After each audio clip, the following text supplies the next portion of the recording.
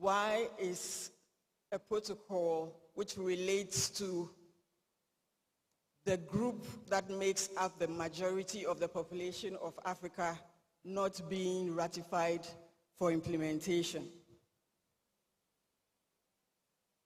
It's often said that these conversations that are had about the AFCFTA are done at a very high level, and there are many people that it relates to who don't quite understand the issues.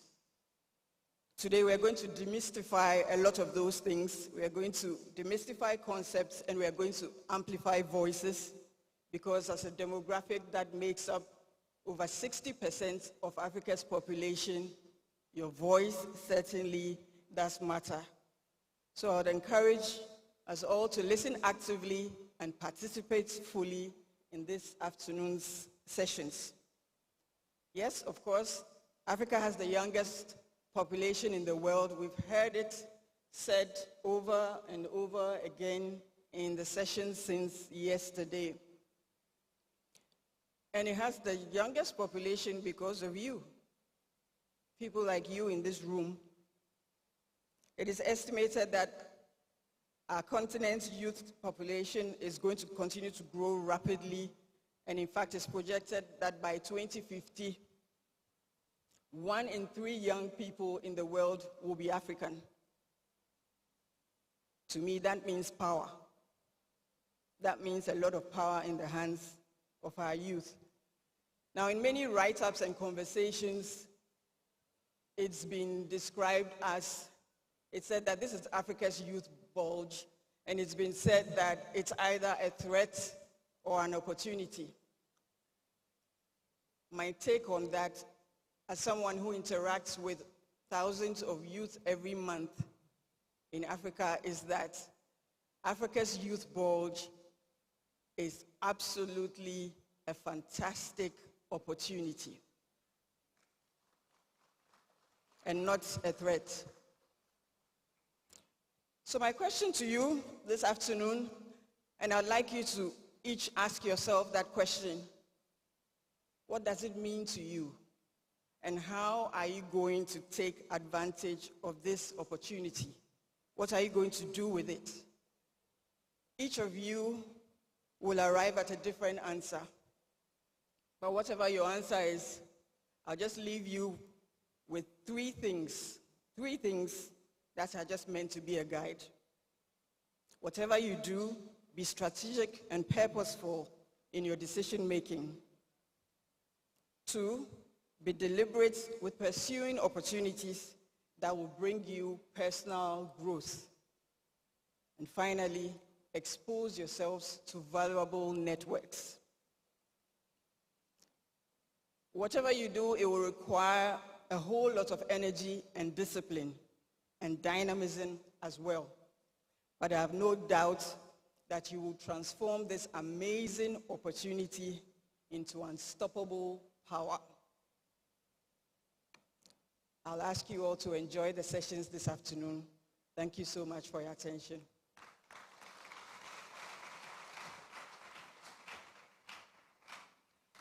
A round of applause.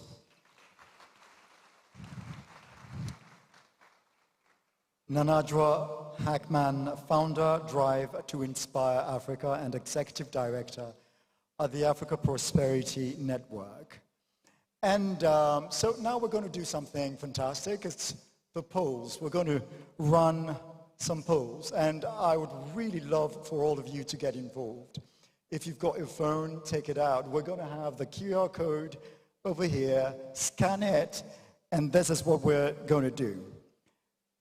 Scan the code on the screen and take 1 minute to submit your responses. Now, here's the exciting part.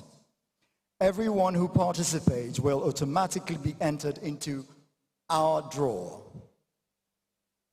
Later in the program, we will announce 5 finalists. 1, 2, 3, 4, 5 finalists. And all selected from verified entries. You've got 60 seconds, as it were, to respond. So, do you have your phones?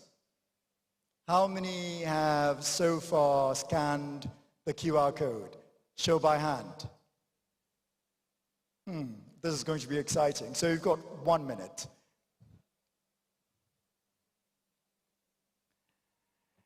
In the meantime, we still have a few tickets left for the Africa Prosperity Champions Awards. For those of you interested in attending, there will be a host of diverse leaders from across Africa who will be receiving their awards, and it would be wonderful to be there to support them. Now, this is in its, I believe, 3rd year, and it has awarded presidents, heads of state, some of the most amazing business people and social change makers. So be there. Now, moving on, we would like to recognize again the Minister for Youth, who is Honorable George Opariado. He will be giving a speech later in this first part or this first session. But before he comes, we have a few people to make addresses.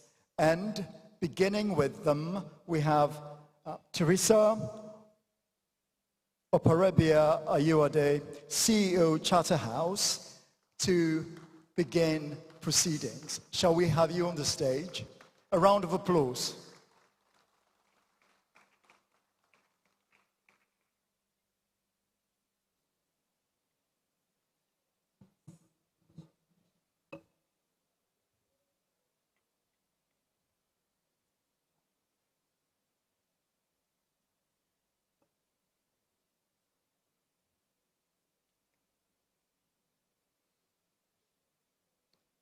Good afternoon, Honorable Minister for Youth and Employment,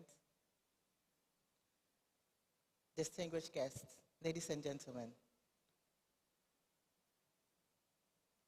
And thank you for having me at the Africa Prosperity Dialogues. Today I will be speaking on unlocking Africa's youth prosperity through creativity, AFCFTA, and scalable creative industries.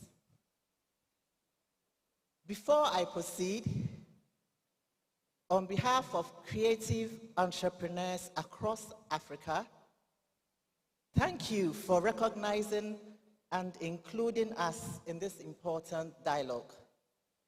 Creative entrepreneurs are the cultural architects of the creative ecosystem. We build platforms, curate experiences, and invest in the creative economy.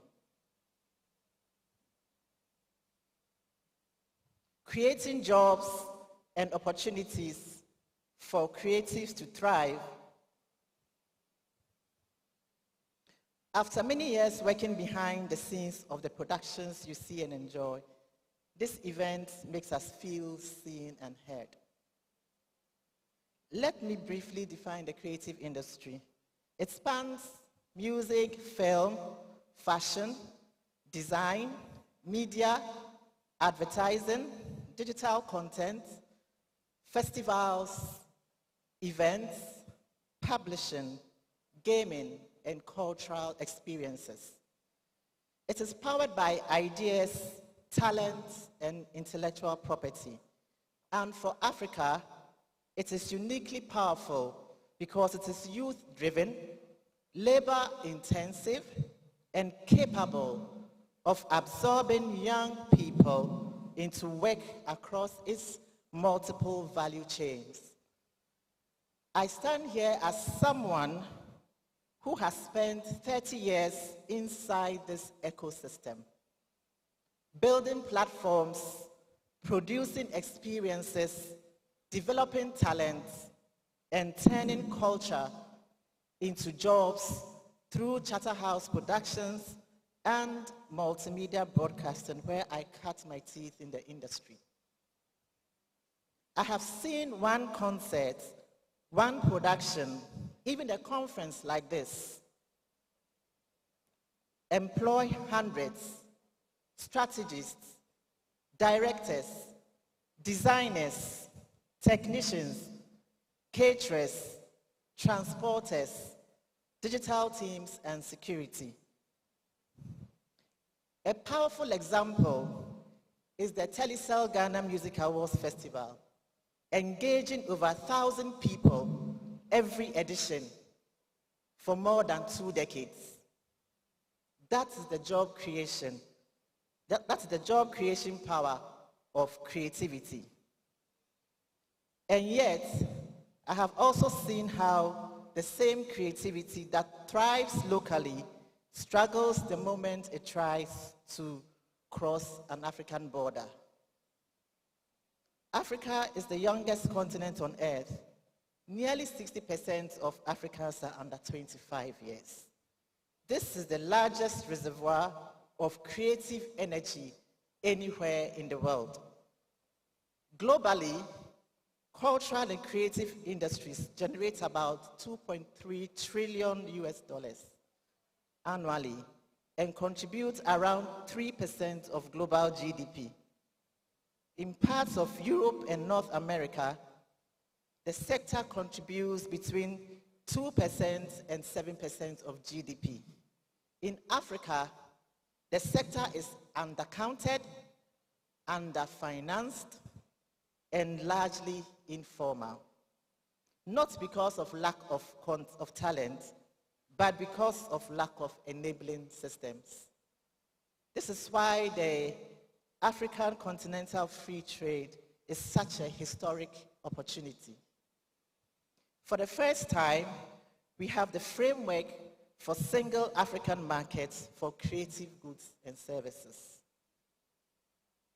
But for creatives, Africa is still not one market. It is 54 obstacles. Let me make this practical with a real example. A few years ago, my company organized a major conference for the government of Sao Tome and Principe. To execute that project, we had to move over 40 crew members and 3 containers of production logistics from Ghana. A flight that should take 90 minutes cost between $800 and $3,000 per person, depending on the time of booking. We had to transport our equipment by road to Lome for shipment. The shipment took 30 days to arrive. The return shipment to Ghana took well over 60 days from our neighbors just south of us. This is the reality of moving creative people and equipment within Africa. We cannot talk about scaling creative industries across Africa without a clarion call for a truly borderless Africa. Restrictive visa regimes, cumbersome customs processes, inefficient travel routes that force Africans to transit outside Africa to reach fellow African countries, and a major silent barrier, cross-border payments that are slow, expensive, and fragmented. If creatives cannot move easily, move equipment easily, and get paid easily, then AFCFTA will remain theory for the creative sector. So this is the moment for practical action. First, African governments must provide more intentional support for creative enterprises and initiatives. Policy recognition, funding instruments, infrastructure, data, and institutional backing that enable the ecosystem to grow within our countries and across Africa. Second, policymakers must remove barriers to the movement of people, goods, intellectual property, and payments across African borders and treat the creative economy as a tradable industry. Thirdly, we need deliberate public-private partnerships with established creative entrepreneurs. Proven platforms already exist. Partner with them to scale locally and continentally rather than starting from scratch.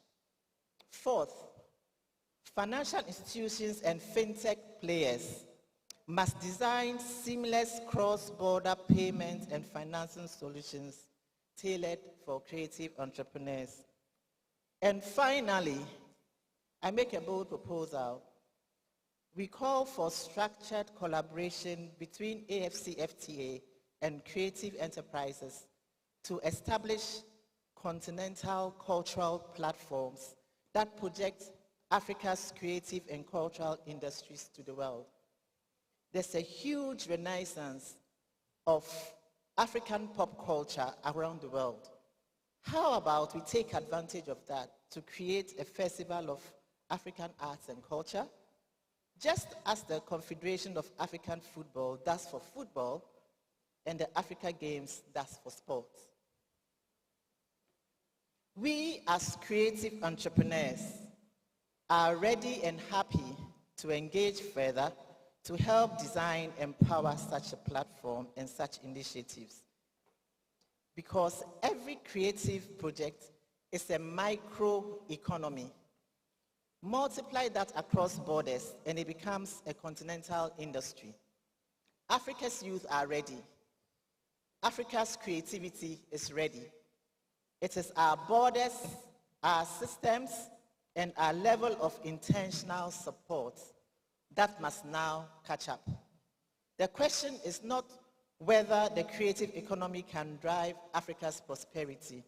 The question is whether we are ready to remove the barriers and back it with the seriousness it deserves. Thank you.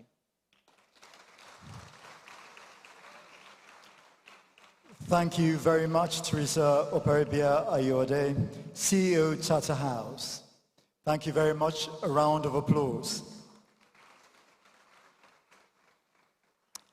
Now, something wonderful has just happened, and I did something on purpose. I didn't tell you the price that comes with the pools you guys entered.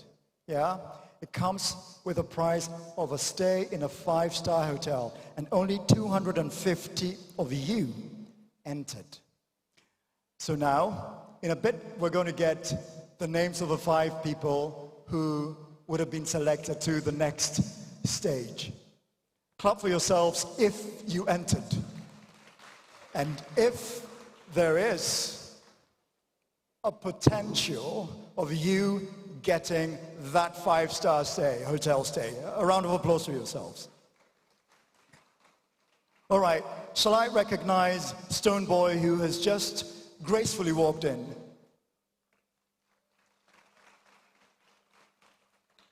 Wonderful. He will be helping with the unveiling of the winner of the logo competition, the unveiling of the new logo for the Make Africa Borderless Now movement. And he has been involved in this for a very long time. He actually has a song from 2021, isn't it? Yes, on this same theme. So he's a wonderful ambassador for that, alongside the likes of Professor Lumumba. A round of applause. Next, shall we have the wonderful Richard Niama Kwe for a 5-minute remark. Thank you.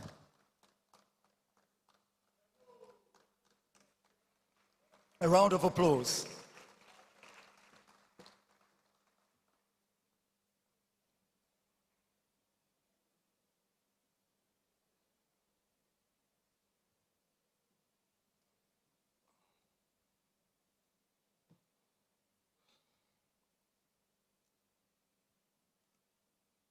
Honorable Minister, distinguished policymakers, fellow entrepreneurs, investors, ladies and gentlemen, thank you for the opportunity to speak today.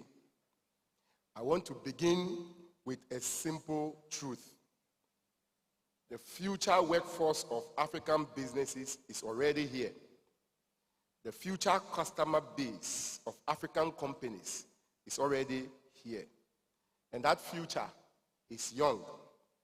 If we get youth right, African businesses will thrive for generations. we get it wrong, no amount of capital, policy reform, or trade agreements will save us. I speak to you today not as a theorist, but as a builder. I started my business journey in my early 20s with £1,000 sterling in my personal savings. No inherited balance sheet, no institutional backing, just belief, discipline, and a willingness to learn very fast. I also learned very early that nothing comes easy. There were no shortcuts and no overnight success. Every milestone came through long hours, difficult decisions, failure, resilience, and an uncompromising work ethic. Like many young Africans, I was underestimated, but I was also hungry, curious, and prepared to take responsibility far earlier than the system expected of me. Today, that journey has grown into what is now the largest microfinance institution on the continent of Africa.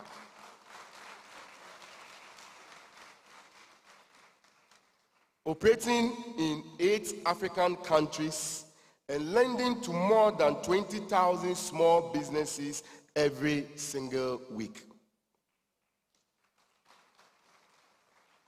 Across this journey, our businesses now employ over 30,000 young people across Africa. Many of them building their first real careers inside African institutions. That experience has shaped one conviction I hold deeply. Investing in youth is not social responsibility. It is the most strategic investment a business can make for a long-time survival and growth. Africa does not have a talent shortage. Africa has a talent pipeline problem. The education to employment system, as it currently stands, is broken. Under the African Continental Free Trade Area, our economies now demand skills beyond certificates. We need digital literacy, cross-cultural competence, logistics and supply chain expertise, and export compliance skills. Businesses can no longer afford to sit on the sidelines of education reform. And so I propose a new covenant between industry and Africa's youth. And as you learn, this means structured apprenticeship, internships, and management trainee programs with direct path and into real roles. It also means industry co-designing curriculum with universities and TVET institutions, so learning aligns with real commercial outcomes. This is not a future ambition for me. Through RNAQ Holdings, I've already invested over $100 million in angel and early stage investment across 7 African markets.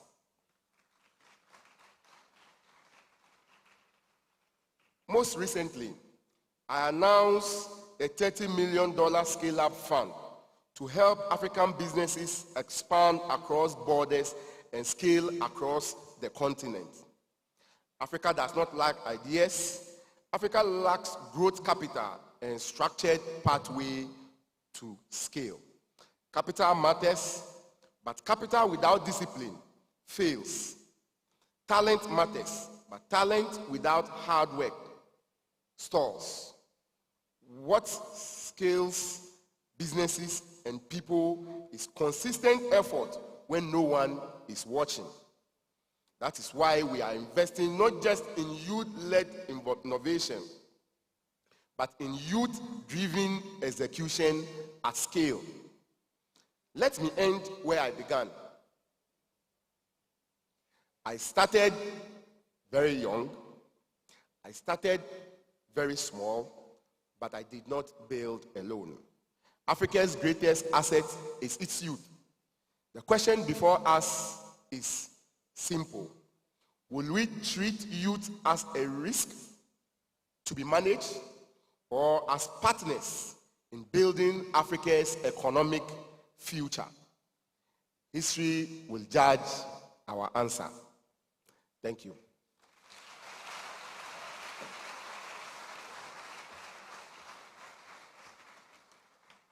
Thank you very much, Richard Ni-Ama-Quay, President RNAQ Holdings, for your remarks. Thank you very much. Now, I think I must have spoken too fast, faster than I show speed, because we didn't get 250 entries, we got 400, and I'm told they're still counting. So bravo. If you're part of the 400, clap for yourselves. All right then, so we're going to the next person, but before we do, I would like to recognize two more people. I'd like to recognize Dr. Dlamini Nkosazana Zuma, who is the chairperson of the Advisory Council of the Africa Prosperity Network. I'd also like to recognize one of our board members, Vanessa Hu, who is here with us. Thank you very much.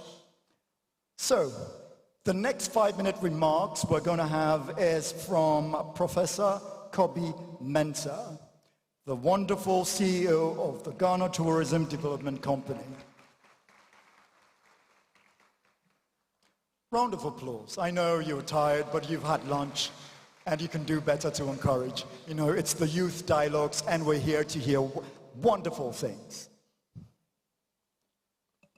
Thank you. I go, in this time that we are demonstrating our tradition through Fugu, I thought I should use that traditional call to action. For those internationals, that's how we call to action in Ghana. And from Tourism Ministry, that's how we do it. So when I say Ago, you say Ame. Ago. Thank you.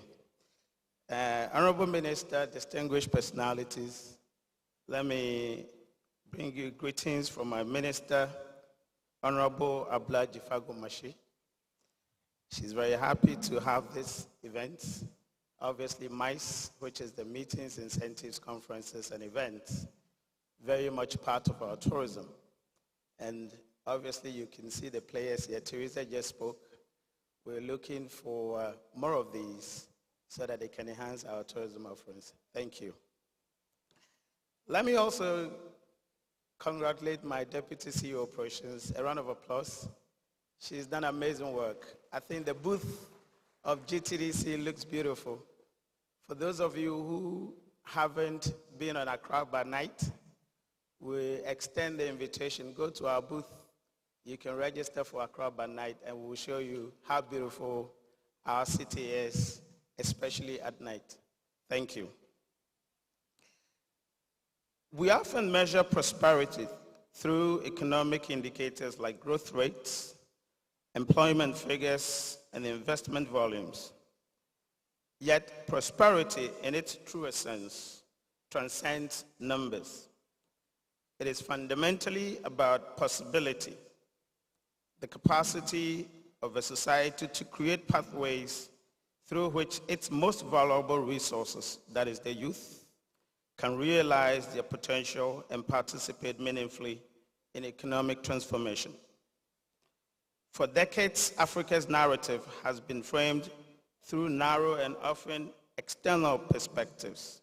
Today, however, we stand at a critical juncture of redefinition. Tourism, for instance, can no longer be understood merely as the movement of visitors across destinations. It has evolved into a complex ecosystem of creators, innovators, entrepreneurs, and digital platform shaping experiences, identities, and markets. At the center of this transformation are Africa's young people.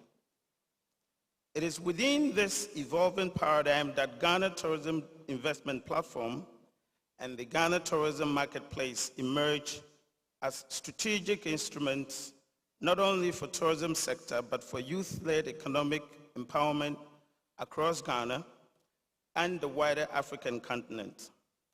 These initiatives are not simply technological platforms. They constitute structural pathways to ownership, innovation, and sustainable wealth creation for the next generation. The Ghana Tourism Investment Platform represents a deliberate intervention in the architecture of tourism finance by digitally connecting investors with investment-ready tourism projects across the country. It disrupts traditional barriers that have historically limited youth participation in capital markets. For young graduates in Tamale or Takrady, GTIP provides the institutional legitimacy and visibility required to translate ideas, whether ecotourism ventures, cultural festivals, or community-based tourism projects, into investable propositions. In this sense, the GTIP broadens access to capital and repositions young people from passive beneficiaries of development to active producers of economic value. Complementing this, the Ghana Tourism Marketplace functions as an integrated hub that aggregates tourism services and experiences within a single platform. It operationalizes the marketing dimension of tourism by connecting services providers directly with consumers in local and global markets. For young people skilled in photography, digital marketing, storytelling, branding, and technology, GTM creates an entirely new economic frontier in the tourism marketing ecosystem. Here, creativity is converted into commerce, visibility into value, and cultural expression into measurable economic outcomes. Together, GTIP and GTM constitute a mutually reinforcing system. The GTIP mobilizes capital for innovative ideas. GTM amplifies those ideas through market access and digital visibility. And the youth drive both processes through creativity and entrepreneurship. These integrated models move beyond theory into practice. It enables young Africans to design projects, secure investment, access markets, and scale enterprises within structured digital environment. We are therefore witnessing a paradigm shift from a job seeking to job creation, from dependency to ownership, and from peripheral participation to central economic agency. A young entrepreneur in Cape Coast can mobilize capital for a sustainable hospitality venture and reach global markets through digital platforms. A tour operator in Bolgatanga can transform local heritage into international competitive experiences. A creative professional in Accra can build scalable enterprises by providing marketing and content services across the tourism value chain. Ultimately, youth prosperity will not be achieved through rhetoric alone. It will be realized through institutional frameworks, digital infrastructure, and policy innovations that empower young people to create, innovate, and own their own economic future. When strategically structured through platforms such as GTIP and GTM, tourism becomes more than an industry. It becomes a vehicle for inclusion, dignity, and intergenerational wealth. To the young people gathered here today, Africa's tourism future is digital, creative, and entrepreneurial, and it belongs to you. The platforms may provide the infrastructure, but the vision, innovation, and leadership must come from you. Let us therefore move beyond conversations about youth empowerment to the deliberate construction of systems that finance it, digitize it, and scale it across the continent. Ayiko.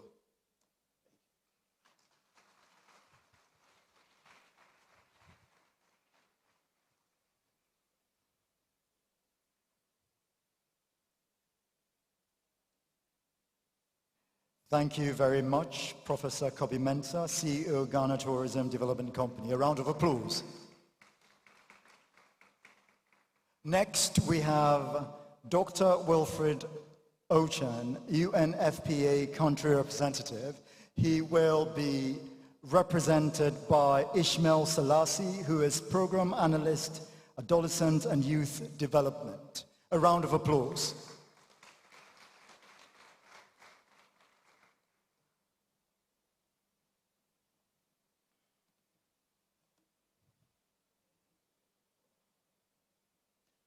Honorable Minister, or distinguished guest, I bring you greetings from Dr. Wilfred Ochan, who unfortunately couldn't be with us this afternoon.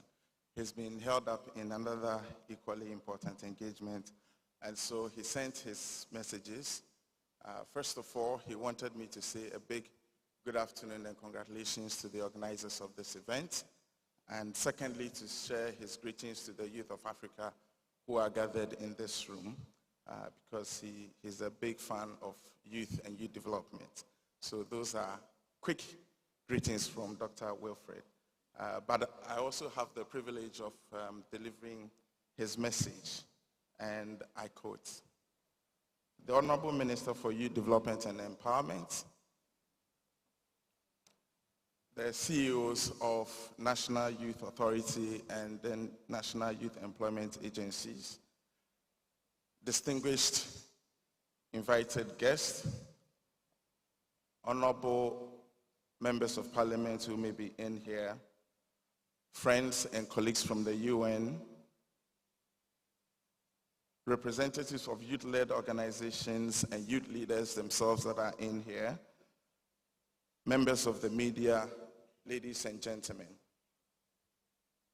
Africa stands at a singular crossroad in human history, defined by the demographic reality that is both a profound responsibility and an unparalleled opportunity. Today, over 60% of the continent's population is under the age 25.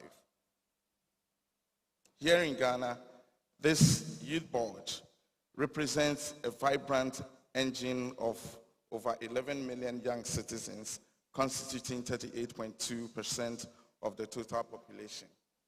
And for this population, and under this current government, we have a dedicated ministry, the Ministry for Youth Development and Empowerment, which is led by the Honorable George Opare-Addo, that is doing quite a great job, and we're really respectful of the work that is going on in that ministry. As the United Nations Secretary General, Mr. Antonio Guterres aptly said, young people are the leading edge of the challenges and opportunities of our world.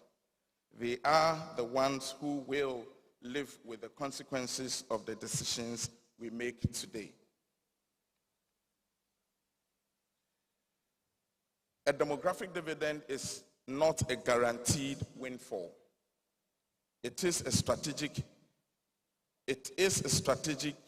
investment that must be cultivated through rigorous policy and sustained investment by government, by civil society, and development partners. The African Continental Free Trade Area represents a market of over 1.3 billion people yet to succeed.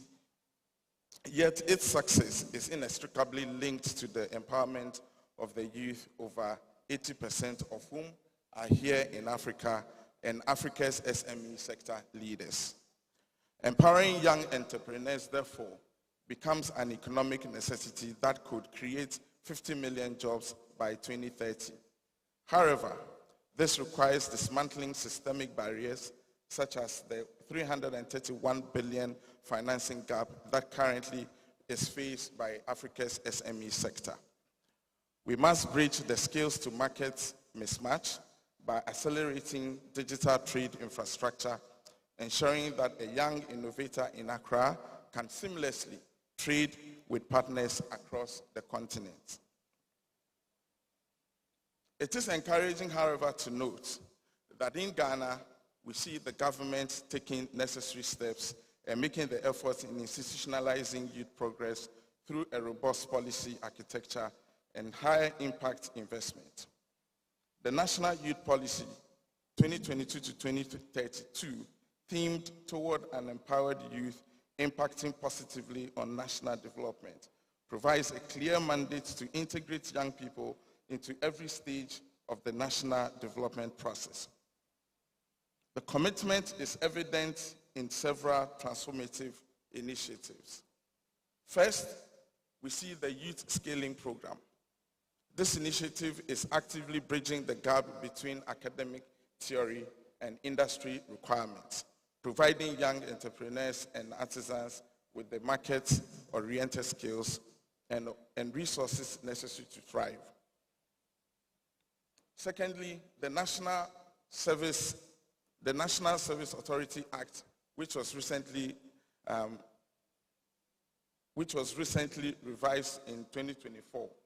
This milestone legislation has repositioned national service toward employability and professional readiness. Programs like the Work Readiness and Leadership Program are now being piloted to equip personnel with critical soft skills and digital agility. The National Youth Peace and Security Action Plan, which is also being developed here in Ghana for the first time, is a journey to finalize this action plan in relation to the UN Security Council Resolution 2250. This roadmap recognizes young people as essential partners in national security and architects of social harmony. Yet, the true innovative, collaborative, and trade critical gaps must be addressed. True prosperity is only possible when every young person has the right and health and freedom to innovate without fear of systemic exclusion.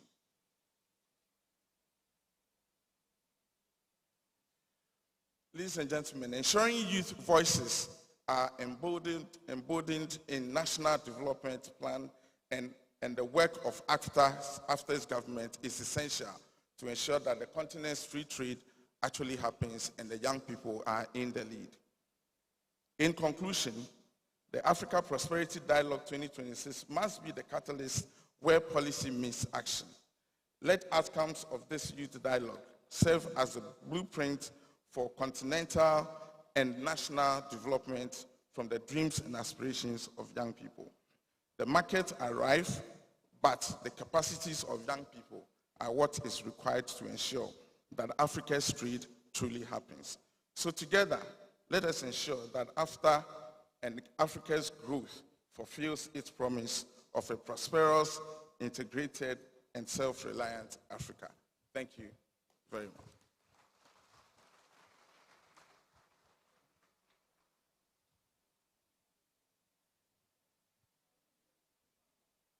Thank you very much, Mr.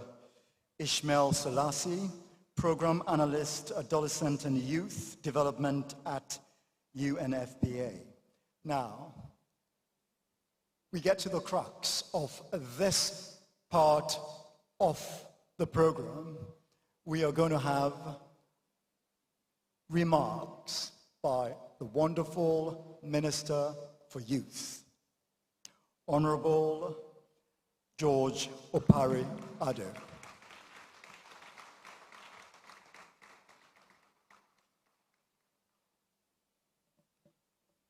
A round of applause. You can do better.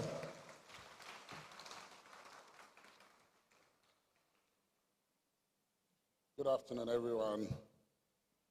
Hello. Before I read the speech I have. Richard Niamakwe was here a few minutes ago, and he spoke about investment in young people. The Ministry for Youth Development is a pretty new ministry. So when we were established, we had initial challenges with funding. And we were faced with a situation about drug abuse in our various secondary schools. One fine morning, I get a phone call from a friend. He says, a gentleman wants to come and meet with you. So I was wondering who this gentleman was. And then one day, they told me they were going to come. So Richard and his friends came to my office, and his concern was, what are we doing about drugs and the menace that it's causing to our young folks? I said, we are on. As a ministry, we've launched what we call Red Means Stop. But because we are a new ministry, we still have challenges with funding. He wrote us a check of 500,000 Ghana cedis. And that money was used in researching into our tertiary institutions and then our second cycle institutions. So Richard, the government of Ghana and the youth of Ghana are very grateful for what you did for us.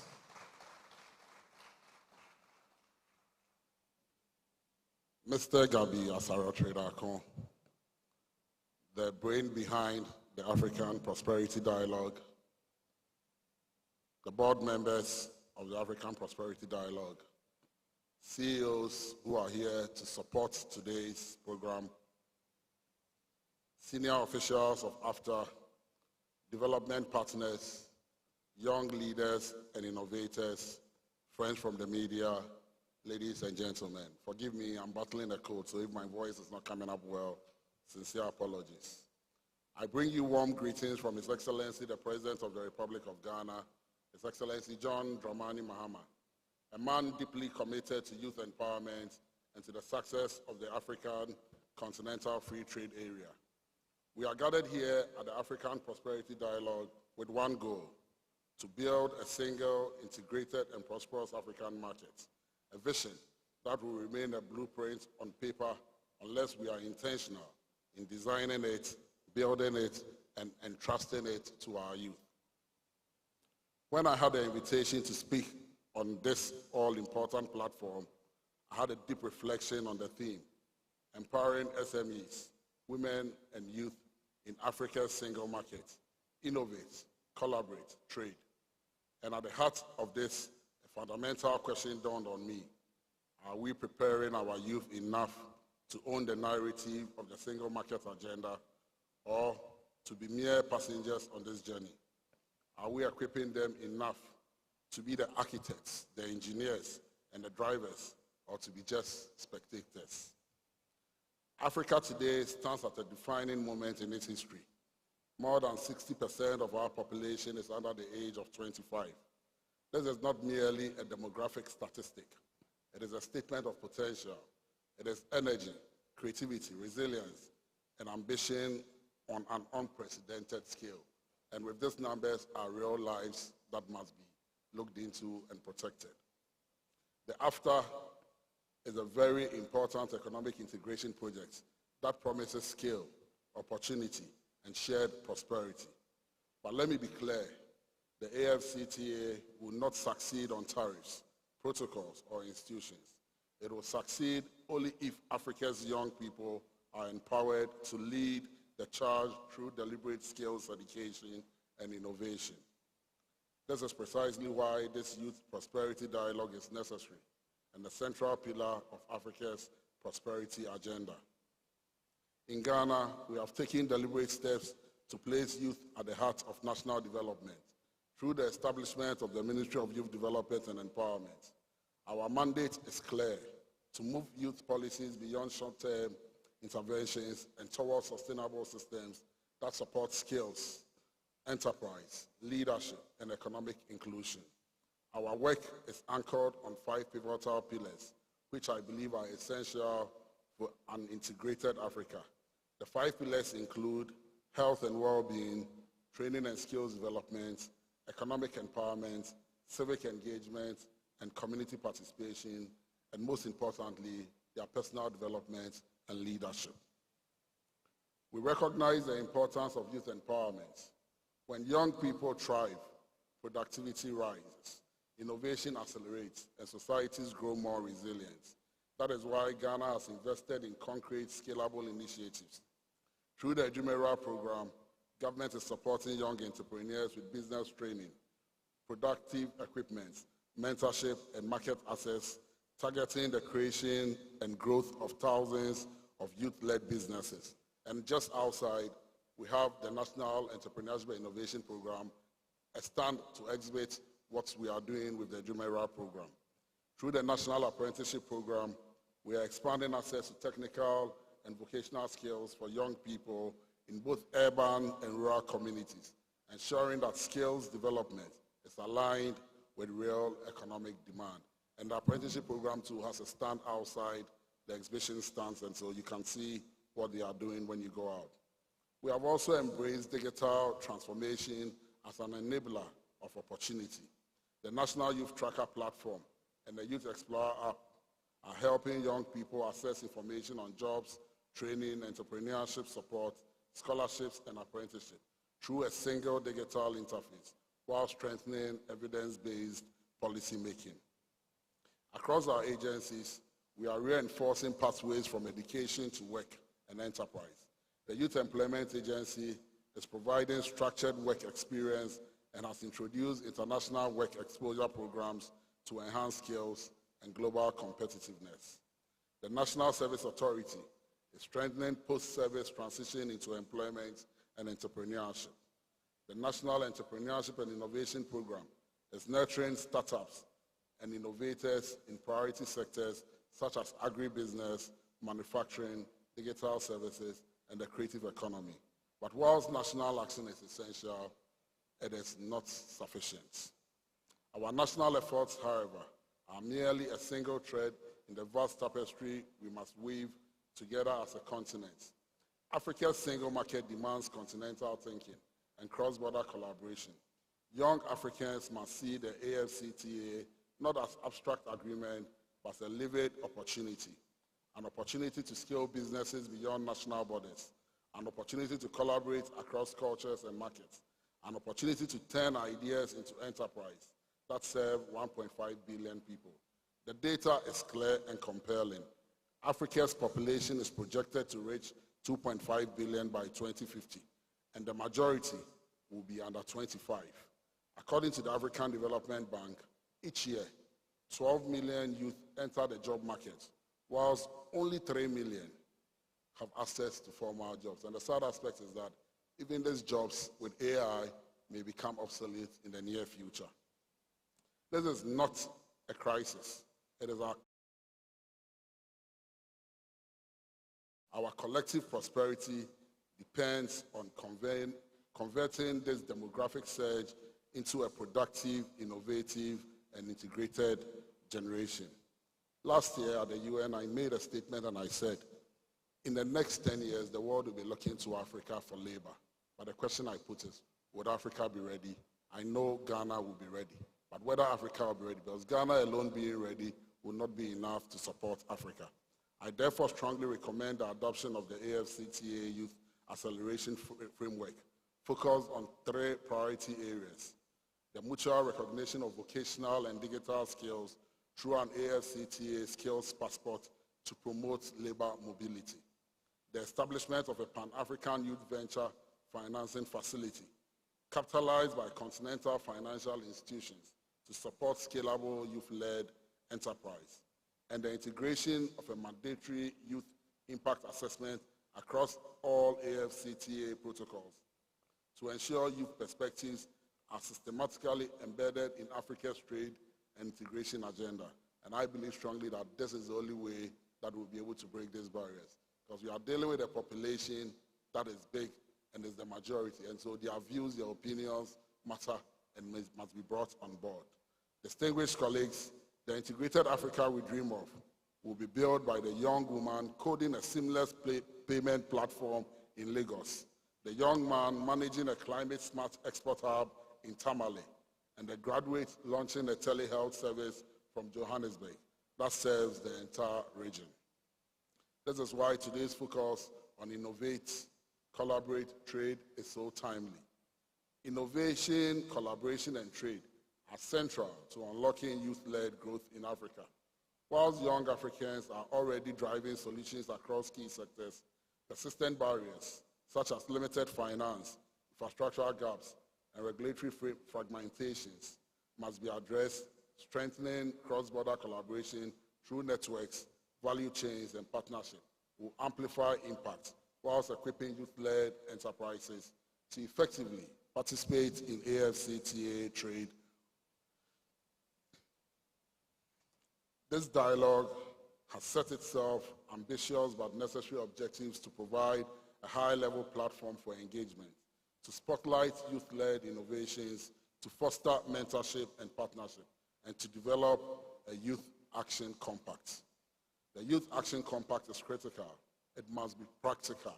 A lot of the times, it is a lot of big English, but not realistic. But this must be practical, actionable, and bold. It must speak to access to funds, to finance, skills development, digital inclusion, and policy coherence. And it must be owned not just by governments, but by the private sector, development partners, and the youth themselves. So they must become key architects and engineers of whatever policies that we craft. Let me assure you, Ghana stands ready to champion the outcome of this dialogue. We are committed to working with the AFCFTA Secretariat, the African Prosperity Network, and our continental partners to translate ideas into implementation. To the young people in this room and across Africa, I say this: the future of Africa's single market is not waiting for you. It depends on you.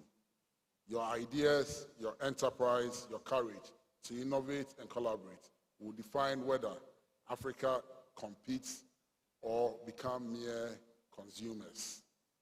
To policymakers and business leaders, I say, invest in youth, not as beneficiaries, but as partners. Create space for them at decision-making tables. De-risk their enterprises. Trust their capacities to lead. If we get this right, Africa's youth will not only drive the AFCFTA, they will redefine it. Africa's place in the global economy. They will redefine Africa's place in the global economy. Let this youth prosperity dialogue mark a turning point, a moment where ambition meets action, where dialogue leads to delivery, and where Africa's youth take their rightful place at the center of our shared prosperity. I wish you a fruitful deliberation and look forward to the presentation of the Youth Action Compact. Thank you, and may God bless us all. May Africa continue to prosper. Thank you very much, Honorable George Opariado, Minister for Youth. A round of applause. He's very involved in youth affairs. He's made the time to be here, and he deserves more than this weak applause, really.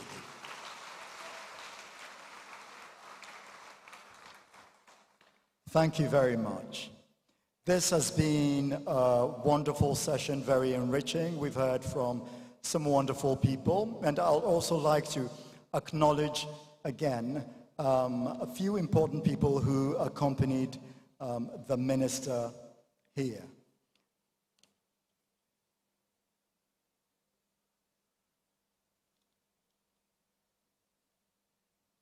You would have to excuse me, my papers are all mixed up. I understand the CEO of YEA is here. If you're here, shall we see you up? A round of applause.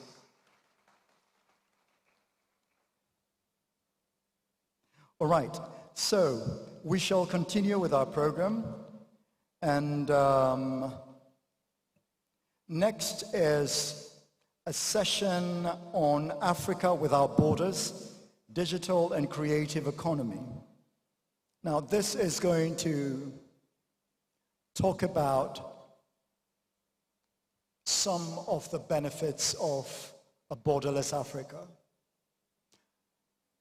why we should dismantle these borders. And it's not going to be simple. The Africa Prosperity Network has proposed through the Borderless Africa Now movement 12 priority action points that you're going to hear over the next until tomorrow. And these constitute the solutions to tearing down the barriers, both physical and legal, for us to build a new Africa that is powerful and that negotiates trade deals with the rest of the world with an advantage. So we're going to be doing that. So the next session is going to be talking about Africa Without Borders, digital and creative economy, and the context setting is going to be done by Osman Ayariga, who is CEO, National Youth Authority. Shall we have you up on the stage? Thank you very much for bearing it with us. We know we're running a bit late, and we also thank you for remaining with us. You have been fantastic. You have been with us yesterday, and you have stayed on till today. Yesterday we had, actually, the day before yesterday, we had 2,000 people pick up their accreditations badges to come here yesterday. And yesterday we had about 2,000 more joining them. So this is fantastic. We've had about 4,000 badges distributed so far, and we're expecting more tomorrow. So we're sure we're going to hit beyond the 7,000 target. This is beyond what we all expected. And we realize that women, youth, SMEs are a very important topic to making that Borderless Africa project happen. Thank you very much. CEO, National Youth Authority, over to you. Thank you very much. A simple or Bake or Akwaba or Yawezo or Maraba or Ken all means we are all welcome. Welcome to the African Prosperity Dialogue 2026.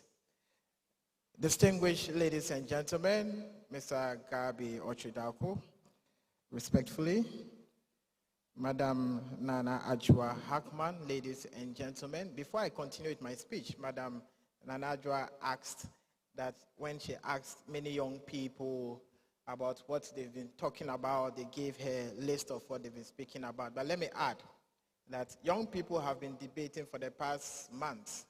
And the simple debate is that young people don't know whether this is to clack it or this is to clack it. And I'm sure young people here are all confused. They don't know whether this is the right clacking it or this is the right clacking it. This right? We'll accept that. Thank you very much. Young people here in Gathered, I will entreat you to follow me as we chant this simple chant. When I shout youth, you say power. When I say power, you say action. When I say action, you say now, now, now, now. Are you with me? Youth, power. Youth, power.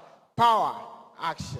Power, action. Now, now, now, now, now. It clearly means the youth of Africa have the power. And when is it that we need to exert that power? We need an action to do that. And when is it to exert that action? It's now, it's not tomorrow, it's not the day after tomorrow, but it is right now, right here in this auditorium.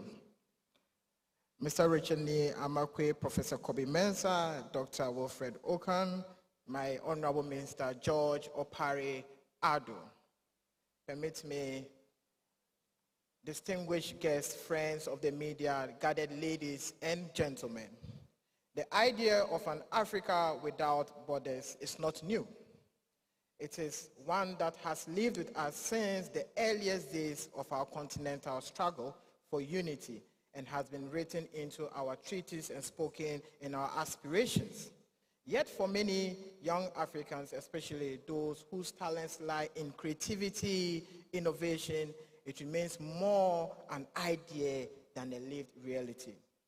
In 2018, Africa took a decisive step forward in the African Continental Free Trade Area in an attempt to redefine the aspirations of the continent and create the largest free market the global order has ever witnessed. Today, the AfTA brings together a single market of over 1.4 billion people with a combined economic output exceeding $3 trillion. It is one of the most ambitious integration projects of our time. Nonetheless, a single market is not built by goods and capital alone, but by people.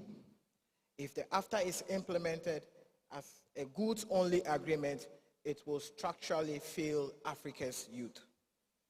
In recent times, the fastest growing value in the global economy today lies in services, creativity, digital production, and skills. These are people-driven sectors. They require mobility, recognition, and protection of talent. Without these, AfTA risks dependent inequality between formal traders and the millions of young Africans whose livelihoods depend on creative and service-based work. This reality is already visible in the digital and creative economy. Across Africa, young people are redefining work and influence through music. And that's why today you can have our brother here, Stonebwoy, our boy, sing a song. And all across Africa, you hear people singing that song, and you hear them saying what? That about for where it be like, Kaya you, I go marry. Which one be my own? I'm not in this alone. And of course, you go to Nigeria and you hear the likes of Davido, and you hear young people saying what? I know one designer, I know one Ferrari. But young people are telling us they really want the designers and they want the Ferraris. But of course, these are people already transcending the borders. But beyond this also, we have filmmaking. And that's why someone in Boko today, by just streaming a live YouTube video, can tell you that he knows who an Odogu Parara is, even though it's a term in Nigeria. And he can tell you what it means to listen to Amapiano, because this is the Africa we want, where geographical boundaries doesn't stop us. Of course, and in fashion, I saw a young lady stand out there, Avonsige, whose produce have gone beyond the shores of Ghana or the borders of Ghana. Art, software, and digital content creation. That's why today you have the likes of Woody Maya and the rest, where they tell you they're making thousands of dollars just in the month by streaming. This is what Africa can do. Yet Africa captures less than 1% of global creative economy value. This gap is not explained by the lack of talent, but policy, infrastructure, and access. We have seen what happens when these barriers are partially lowered. Nigeria offers a clear case. Global streaming platforms identify the scale, output, and audience depth of Nollywood and invested accordingly. Between 2016 and 2022, global streaming giant invested $40 million into Nigerian film production, distribution, and skills development. Nigerian stories in record time reach global audience because they were bankable, packaged, and distributed at scale unseen before due to this big push. Even when global commission cycles tightened, Nigerian creators adapted. They pivoted rapidly to digital platforms such as YouTube, reaching millions of viewers within days. This was not improvisation. It was market maturity responding to structural constraint in light of the lack of access to other platforms. Filmmakers could still reach their audience whilst making good revenue for their work. The lesson is clear that capital follows ecosystem and not sentiment. This is not just soft power, but has grown into a modicum of cultural diplomacy in its most effective form. In today's world, culture is no longer an accessory to foreign policy. It shapes perception, builds trust, opens up markets, and attracts investment long before formal diplomacy does. Nations that do not deliberately invest in cultural diplomacy do not remain neutral. They become defined by others. Ghana understands this. The government, under the leadership of His Excellency John Dramani Mahama, promised the Black Star experience and delivered same in December. The gathering was not an event, but an economic signal meant to position Ghana's culture in infrastructure, creativity as enterprise, and storytelling as a strategic national asset capable of driving tourism, jobs, and international engagement. At the same time, government has sharpened its focus on youth entrepreneurship in response to rising unemployment. Across Africa, millions of young people enter the labor market each year, while formal job creation lags behind. For many young people, particularly in creative and digital sectors, entrepreneurship is not optional, it is survival. Yet, opportunity is accompanied by fear. Creatives face weak intellectual property protection that undermines value capture. They face mobility constraints that limit collaboration, touring, and production. They face institutional inertia, border anxiety, and protectionist instincts that treat young movements as a threat rather than an economic asset. These are political barriers, not technical ones. This is where institutions must exercise leadership.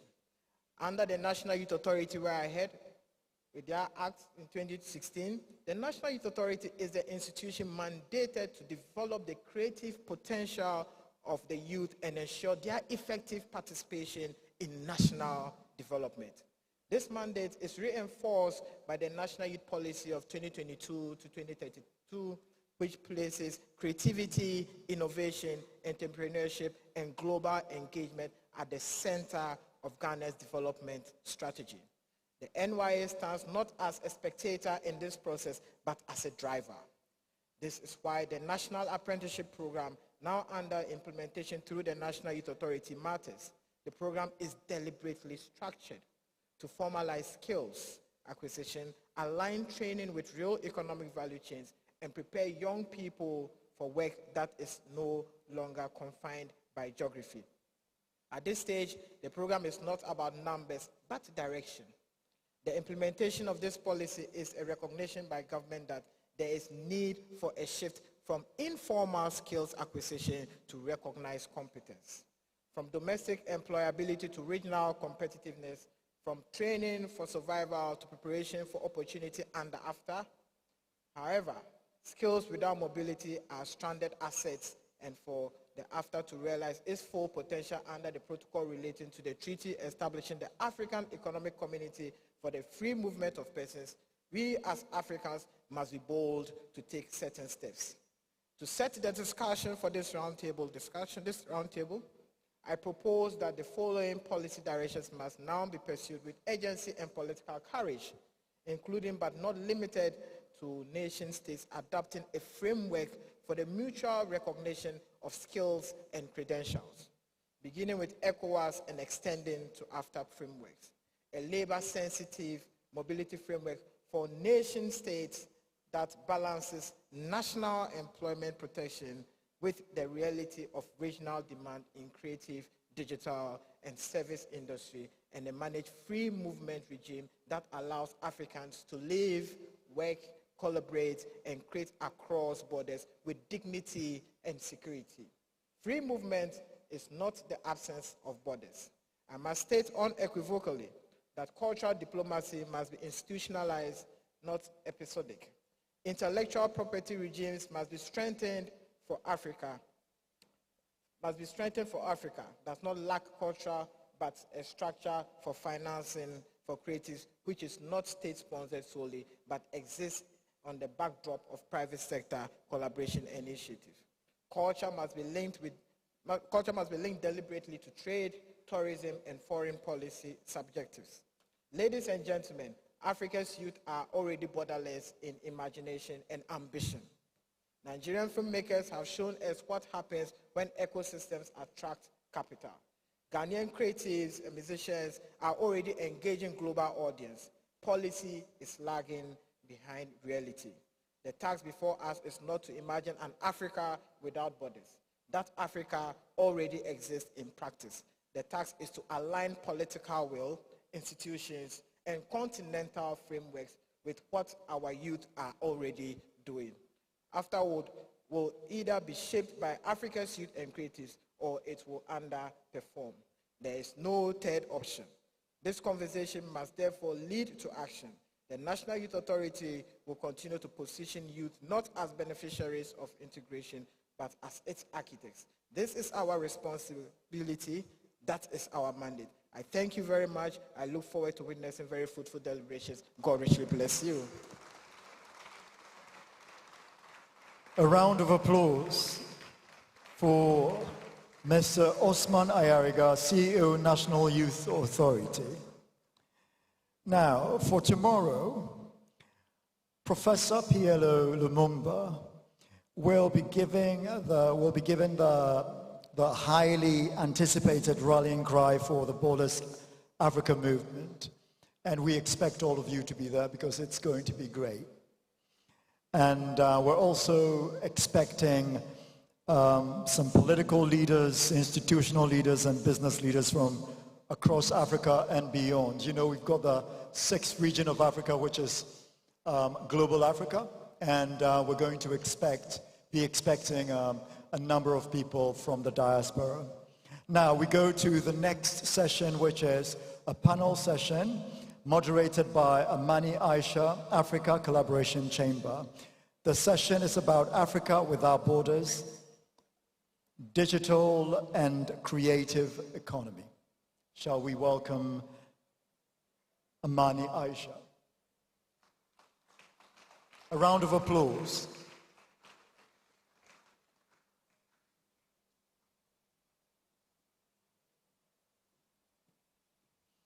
Before Amani starts, when you're sitting, please make sure you sit below your photograph. It will be easier for identification. Thank you very much. Thank you. Make Africa borderless now. This is the reason all of us are gathered here.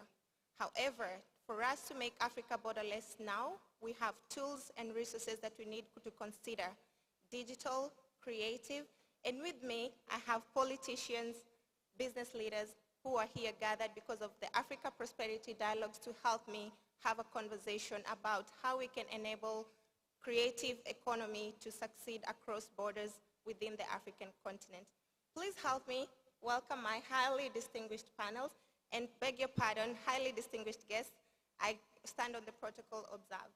My highly distinguished panels come across political leaders. This is where they meet to drive the Africa single market. Welcome, Deborah Asma, founder of Mpotu Technologies. Please center the stage and help me welcome Miss Deborah. She is a technology governance and privacy professional working at intersection of artificial intelligence. My next panelist is Miss Gillian Darko, the Vice President of Strategy at Yellow Card. She is leading a Pan-African financial technology company where she drives multi-market growth and strategic partnerships using stablecoin-based infrastructure. My next panelist is Missy Ife Chuks Adizu. She is the Managing Director at Africa at Global Citizen, where she leads the Move Africa initiative promoting economic investment and job creation through a Pan-African creative touring circuit. My next panelist is Honorable Sadiq Abdullahi. He is the Member of Parliament at Okai-Kwe Central, Ghana, and a visionary creative entrepreneur who founded 3 media networks. My next panelist is Mr. Agu Kale, who is the founder of Level Up Recycle Limited, an innovative Nigerian waste management firm that transforms hard recycled plastics into highly sustainable products. My next panelist is Ms. Kukua Ishan, who is an award film maker and founder of Filming as a Woman and a Cultural Diplomat. My next panelist, Mr. Kwame Opong, the Council Member, World Economic Forums for Global Futures Council on Decentralized Finance. And lastly, Ms. Ilamusi Ekenimo, Manager, Global Regulatory and Public Policy Programs, Flutterwave.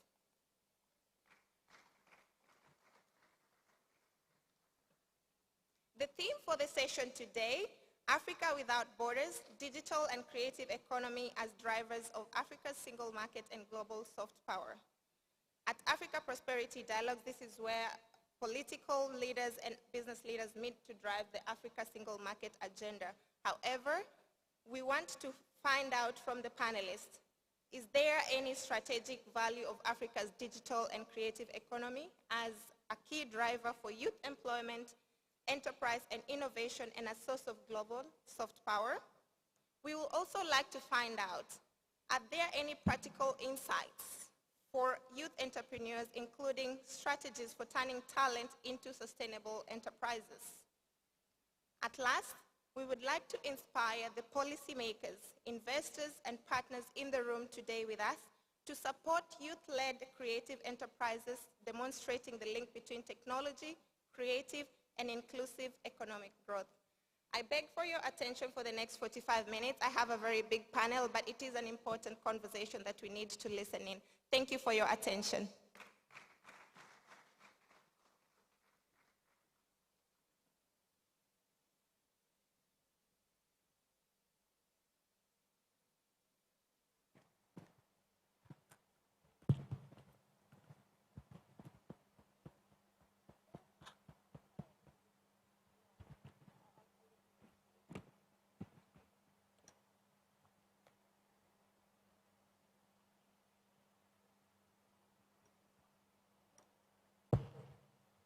Thank you, my panelists, for making time to come and have this important conversation. It is an important conversation because without digitalization, the Africa Borderless Now will just be a story. I would like to jump straight in because the MC is on my back already, and I told him that I have a big panel and an important conversation that we need to have. If I could start with Ms. Deborah. What do you think is the role of technology as a strategic driver for African talent and scaling talent across Africa and enabling this drive for borderless Africa? Hello. Yes, thank you. So I was having a conversation with someone recently. Excuse me, the microphone is not really audible. If I can get that checked, please. I'm not able to hear Miss Deborah. Please, the production team, thank you. I don't know if it's, hello? Is it better? I think this is good. Sorry, probably my voice was too ladylike, so it wasn't projected.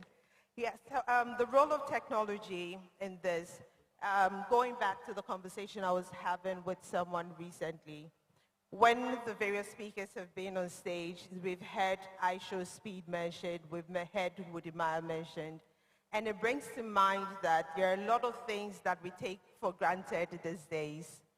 The fact that now I can order a dress from Instagram is something that the youth now takes for granted. Because in the past, you would have had to know your seamstress or your tailor. You would have had to take a car and go to them, and you would have battled the issue of getting your clothes sewed for you. Now take it up to a global scale. I think it's the same concept that applies here.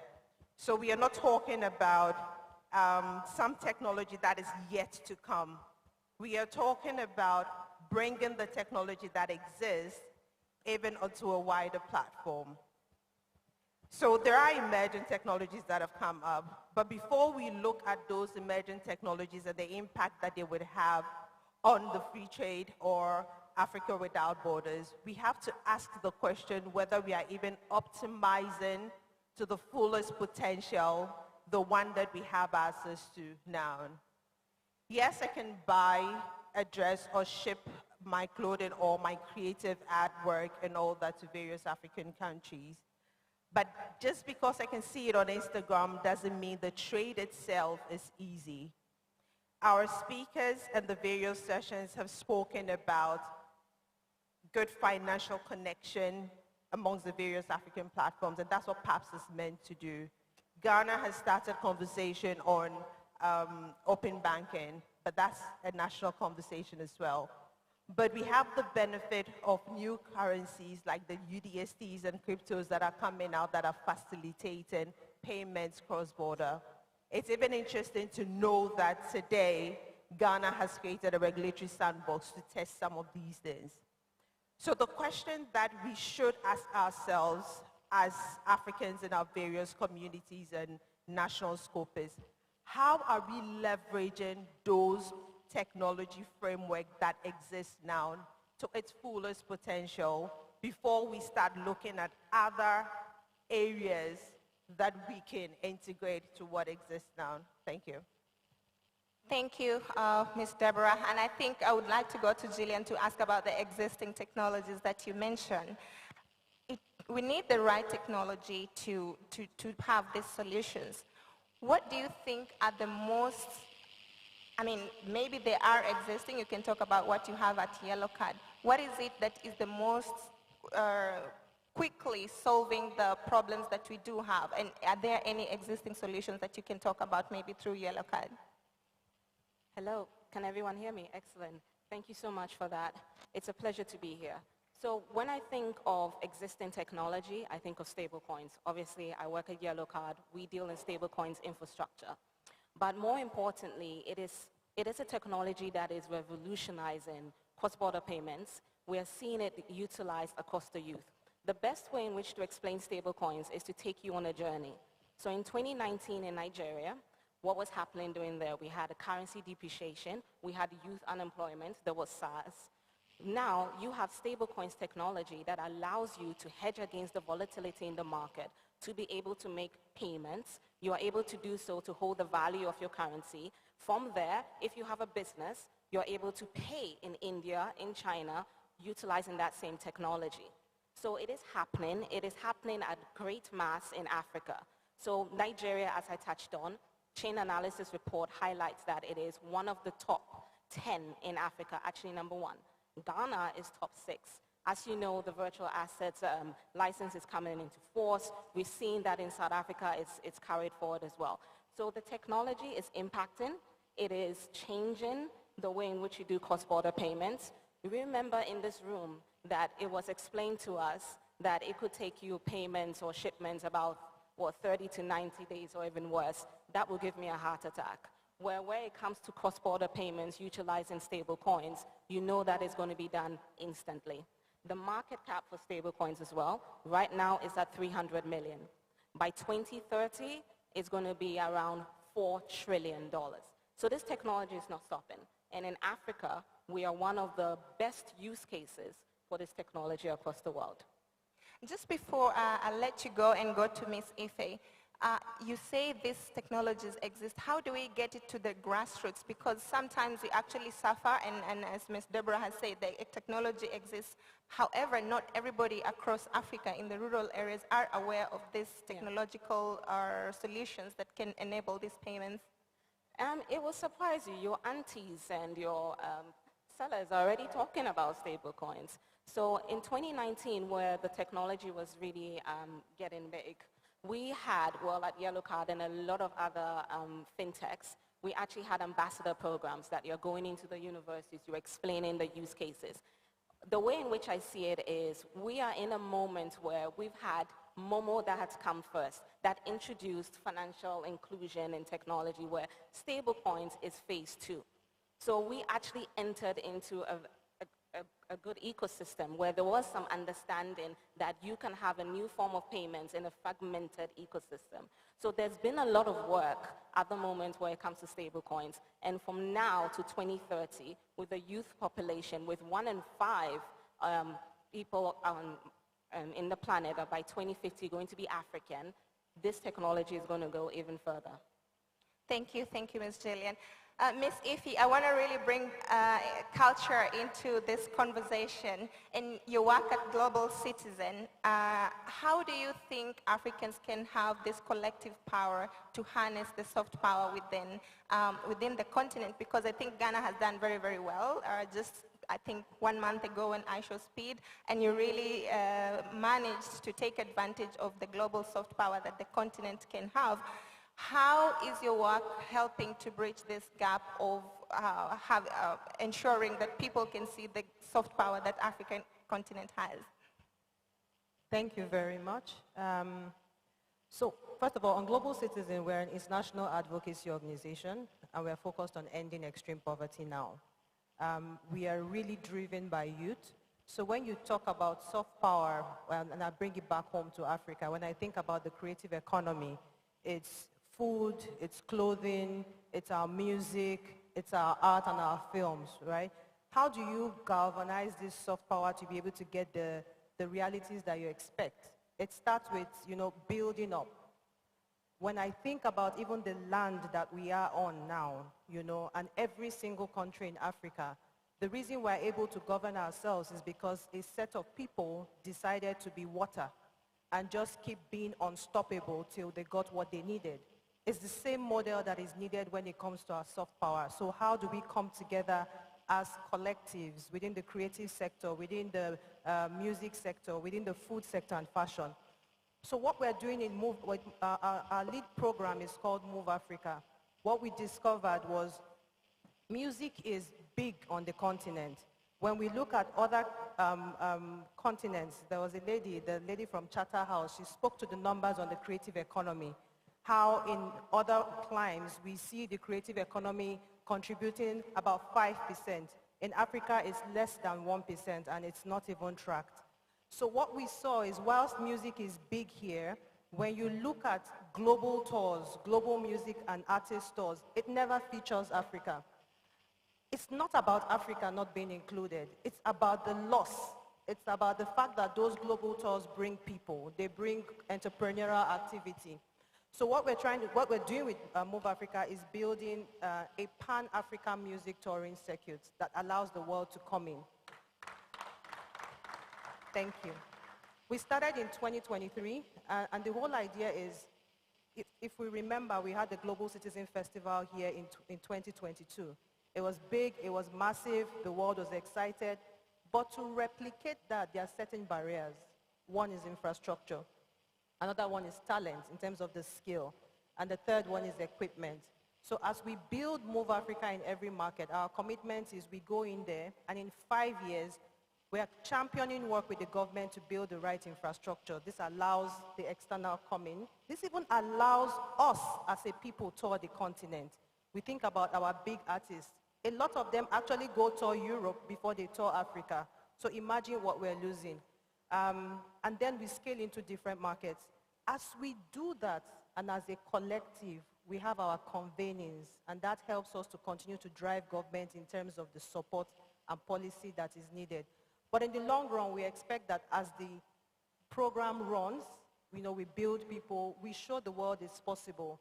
And sometimes you just need to show the world it's possible so that you start getting what you need. And that's what we're building with Move Africa. Mm-hmm. And I'm happy you mentioned that we need to show the world, because Mr. Sadiki will come into this conversation, because discoverability, that is a major challenge across the African continent, where people are able to do good things, but they're not able to be discovered and now solve these problems, because someone in Benin, we don't know what they're doing, but they're doing really, really good as a fashion designer, as an example.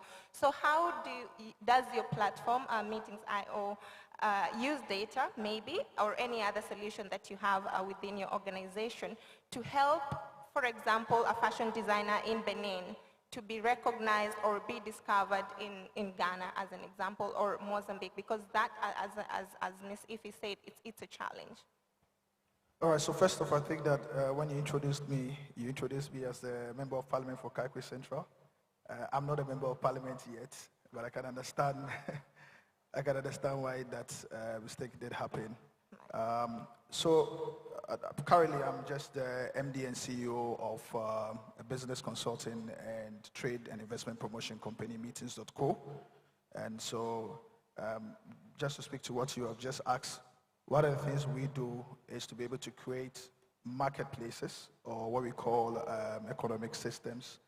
And because we visualize events and conferences and trade shows not as just events, but also as marketplaces, you know, and that gives us an opportunity to not only be able to gather data, but to be able to introduce the right partners, to be able to enhance collaborations, to be able to help to develop, you know, beyond what we do at Meetings.co, one of our affiliate companies, Full Circle Management, what it does is to identify talent, develop these talents, and then pitch them to major entertainment companies in the same ways we did with a young act called Olive the Boy, for instance. But the decision to identify the talent and to be able to work and develop them, it's heavily based on the traction and the data behind the initial platforms that they are on, you know. And so to a large extent, that determines even the way we approach the development. When we're developing someone like Olive the Boy, for instance, from the initial feedback that we got in managing him, we picked a lot of the insight from TikTok, for instance. And so anybody that has observed keenly how we've broken markets with Olive the Boy and made him a resonatable artist in some markets in Africa, for instance, will see that at the core of our campaigns and music promotion, for instance, had been TikTok, and how we use that to drive, and how you use that to even inform the theme, you know, of his music, you know. So these are about some of the things that we do at Meetings.co, and these are some of the ways we approach our enablement of market, our enablement of talent, our enablement for the creative economy. I apologize to call you the honorable member, but let's keep that political ambition alive. Mr. Agu, I will bring you in because I know you work with internally displaced persons, and I think Mr. Sadiq has mentioned that discovering talent, right? And sometimes the internally displaced person becomes stateless. We don't know where they are, and they have the talent. So what are you doing about it in your programs and initiatives? Thank you very much. For the internally displaced persons, their problem is complicated, because if it's difficult for me as a passport holder to move around Africa, make transactions, it is more difficult for them. So for us at Level Up Recyclers, and by extension Amahoro Coalition, we are creating that awareness that they are not forcibly displaced by their own choice, and whatever form of identification they have, it needs to be valued, it needs to be accepted. Thankfully, some subnationals, some countries are accepting that. Kenya is really rectifying whatever identification you have as a displaced person, you can use it to register for services, from banking services to all that you can do as a citizen. And Ghana is taking the same route. You can use the CTD to get your Ghana card so that you can access some other opportunities. So we are advancing those conversations.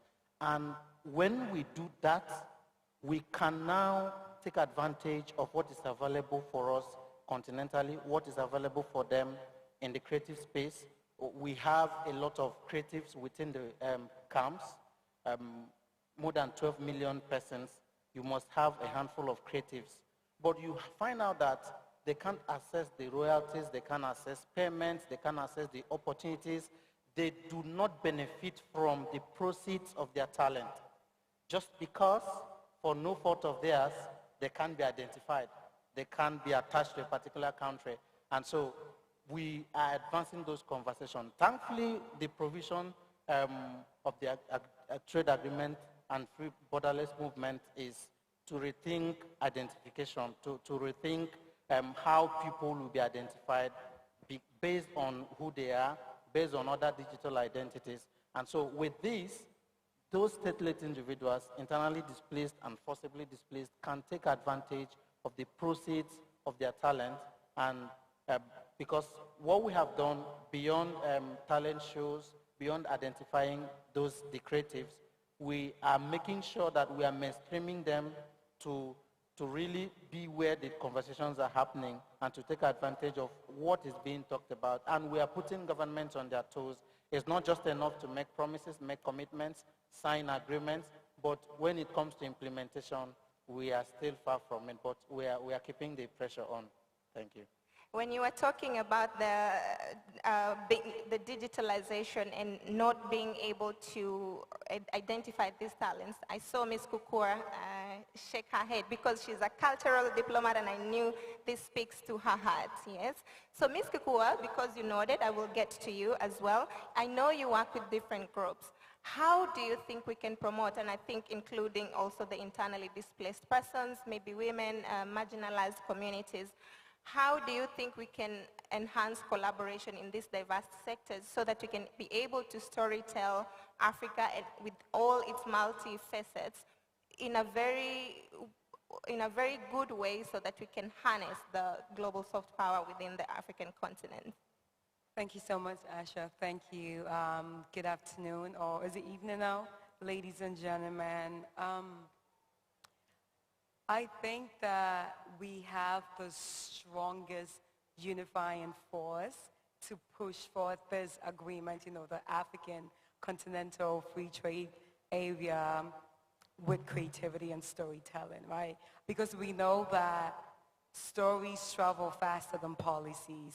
Stories travel faster than structures, right? We've said it over and over again here that when it comes to our music, our fashion, our art, it speaks to the heart of people way faster than our structures. And as I've been here, today and even yesterday, I said, okay, this is really amazing, but if we can't even humanize the policies we're talking about, many people can't even understand it. When people can't understand it, they can't trust it. If people can't trust it, they can't even investigate it. And they can't benefit because they don't even know what we're talking about. To humanize. Thank you. So we need to humanize the policies, right? So for me, the way the storytelling comes in is, listen, the everyday trader, right? The muckle-out woman, the economy is on their back, on their shoulders. Can we use film to explain to them what those agreements and policies are saying? Can we translate it into local dialect? Can we have it in Twi, in Ga, in different languages? So the everyday African, the everyday trader can be able to understand the opportunities and the benefits of the app. Because we can say and speak big English and, coded words and all that. But if the everyday trader is not understanding the policies, then let's forget about talking about making Africa borderless again. Let's remove the psychological borders in our minds first, and then we can go on. Thank you.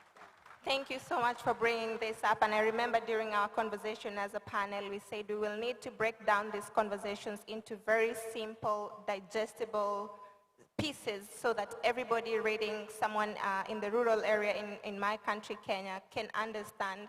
Let's keep away the corporate jargons because not everybody is from the corporate sector and they will not be able to understand these agreements. Let's bring payments onto the table. Flutterwave, how are you doing today? With that, we can talk about culture, we can talk about everything, but there's only one thing that enables cross-border trade, which is payment. What are you doing? And when I say you, I mean Flutterwave. I mean, you can also tell us about you, but what is Flutterwave doing across the continent to enable cross-border trade, and what are we not seeing? Because probably you have done a lot within the payments, and is there, and especially one thing I would like to highlight, when we go as women to access credit, we are told we don't have traction. Are you doing anything to enable the digital, history of payments, something like that as a solution to enable cross-border payments? Okay, so good afternoon, everyone. Regarding women specifically and access to credit in Africa, it's definitely a very, very huge problem. There is an emphasis on collateral for getting credit in Africa. So they want to know, do you own a house? Do you own a car? What can you bring to, for example, a traditional finance institution that would allow them to give you credit? And that is for many people in Africa, particularly women, because of the digital divide, meaning that less women in Africa own phones, have access to the internet, and know how to use digital devices. So that already cuts them off. There's also an economic divide, meaning that less women in Africa own property, and so can thus use them for collateral, for traditional finance. So we've seen a number of startups come up who have allowed your transaction history to be used.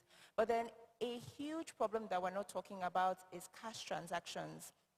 A lot of the people who need access to this credit have their transactions in cash. So if you have a market woman, for example, here in Ghana, and she's trading every day and she gets cash, obviously there's Momo, now there's an uptick in mobile money. Very interestingly enough, Africa holds more than 70%, roughly 70% of the world's global mobile money transactions. So we have a very huge number, but there's still a very huge gap in Africa regarding cash transactions and digital transactions. So we need people, particularly for fintechs like us, to migrate from cash transactions to digital transactions, because then if you have a record of how much sales you make in a day, this is just as a market woman, okay, I've sold this much in a day, I've sold this much in a month. What we want to know as a company is, can you pay the money back? So is it possible that 3 months from now, you'll be able to make this money back and pay us? So we're looking for example, your credit history. Do you borrow money? Do you pay back on time? How much income do you have coming in, such that we can say, this person in 6 months, they'll pay us back? So we need maybe a broader conversation around digital finance, about people using more digital technology to receive payments, to facilitate payments, and in that way we can then facilitate access to loans. But something that we're making a very heavy push in very recently is also stablecoins as well. We're looking at it as a tool to expand financial inclusion across Africa. And with the uptick we're having in Africa now, particularly in Nigeria, and other countries like Ghana following suit, we are hoping that in the next few years, as there are more digital financial transactions, then lending will pick up as well, particularly for fintechs. At least there's something that is being done, yes? Yes, I'm glad. I mean, we can talk about payment, but there's always one biggest hurdle that we all have, the regulation. And we have with us Mr. Kwame. We want to talk about regulation because you are digital policy frameworks and all that. And we understand that sometimes to trade between Tanzania and Kenya, sometimes we have to settle into the USD first before it comes back to Tanzanian shillings or before it comes back to Kenyan shillings. And the reason is each region has their own regulations and they're not speaking to each other. What would you recommend as from a regulatory perspective that every country can look at to enable, especially the neighbors, the ESC community? We don't trade with each other like that. But what, in your perspective, will be the regulation or policy frameworks that we can look at to enable this payment across borders to be much, much easier? Well, thank you very much, and happy to be here. So obviously, I'm a former regulator, a former director of FinTech and Innovation at the Bank of Ghana, but I'm currently doing some work with the World Economic Forum, looking at the area of decentralized finance. So that's actually going to form a part of my message. The first thing to highlight is that listening to everyone on this panel, clearly what you see on the continent is opportunity, enthusiasm, creativity, and capability. But policy structures are not quite aligned or well-suited for people to appreciate it at a mass market level in order to enable the effort that you have. Secondly, I think as a creative community, which I believe includes fintechs as well, what you notice is that whatever you do is borderless. And technology is going to continue to play an important role in addressing that. So bringing it back to the policy enablement of it, particularly an important aspect, which has to do with the issue of payment. Not just how you get paid, which is important, but also how people can pay the creative community as well as MSMEs across the continent. We have a big market is Africa, but individual countries, the addressable market may not be as significant to enable the kind of scale we need. The different markets are fragmented. Settlement is not very clear. It's expensive. You mentioned, for instance, that most cases it has to go through US dollar. It's unfortunately what we live with today. But you also even see it beyond that, even in terms of movements. You've seen the cost of flights, even from here to Europe versus from here to just our very own Senegal or going to Southern Africa. So clearly there's a problem with fragmentation. Fortunately for us as a continent, we're very familiar with the idea of leapfrogging. We jumped landlines to cell phones. We jumped to mobile money. And now I see a lot of countries in the developed world also adopting these models. But most importantly, we have the opportunity to rethink everything else that has been happening when it comes to settlement. We know today there's technology, blockchain, that can enable many of these innovations. And I know it's a bit odd for a former regulator to talk about stablecoins and crypto and the rest. But the truth is, this technology is going to be part of our social and economic future. So at a certain point, Ghana has already taken a step to pass a Virtual Asset Providers Act. You're seeing this happening in other countries as well. It's inevitable that we have to explore some of these new technologies, which have price points that are significantly lower than the current architecture, which was not built for us anyway. As you may know, the corresponding banking system was built by, medieval Europe. It wasn't intended for this environment. So these things have become an unnatural fit, and we're still grinding against it. So we have an obligation to explore in first principle new technologies that inure to our benefit. Blockchain is working. You've seen what stablecoin is doing. Even as a central bank in Ghana, you've seen the evolution of the position. Now, I'll tell you something. In case you think the creative community has no impact, this virtual asset bill that Bank of Ghana, Securities Exchange Commission, and FIC just passed takes its roots from an event that this network was involved in 2 years ago. And at one of the road shows, I remember Sarkodie, KOD, and a few others started speaking about the challenges of the creative community. It was shocking because remember, no economic policy making typically looks at it. This is the first time we have started to see the messaging come out. But one thing it did that was very powerful is it compelled us to go back and look at how this has become such a problem that we're foregoing so much economic potential. And in going back, things such as the cross-border payments innovation that is being tested by Bridge was for the first time accepted and is being piloted in the sandbox. Project Akuna became a project that Bank of Ghana partnered with. And I think you saw the recent publication. They've been given a sandbox approval. This is all tracing its roots to the vocalization by the creative community. You may not understand the policymakers as much, and they probably don't understand you, more than probably don't understand you, but you still have an obligation to engage and find a way to understand each other, and the results can be impacted. So I strongly believe if we can explore Web3 and blockchain-based technology, we'll solve some of these problems at a policy and infrastructure level, using some of the innovations that already exist in the community, and ultimately enable some of the innovations, business, and possibilities that we're discussing for the youth, MSME, and women. Thank you. Thank you, Kwame. I think with the policy perspective, you need to write it in a very simple language so that we can be able to understand, but I understand your point. Thank you so much for your submission. Ms. Deborah, most of the time we cite skills as a gap, and especially when technology is moving very, very fast. In your opinion, give me 2 skills that you think can be taught or can be adopted continent-wide to enable the scalability of digital and creative economy across the continent. So I believe that the fact remains weak. Traditional education system cannot catch up quickly enough to the skills demands that is needed currently, and waiting for it would be suicidal. But what can be done, and what I have seen being done even with companies like ourselves, is where you create local hubs where technology transfer can be initiated and passed on. I work in the tech space, and there are several times you have experience of meeting people who have graduated as computer scientists or technologists with the various disciplines, and they can't write a line of code except hello world. But we are way past that stage where after graduating school, you should be able to just publish one framework that just says hello world. What we've set ourselves to do, what we've been doing for a while now, is we've been offering practical industrial skills to students in the various tertiary institutions.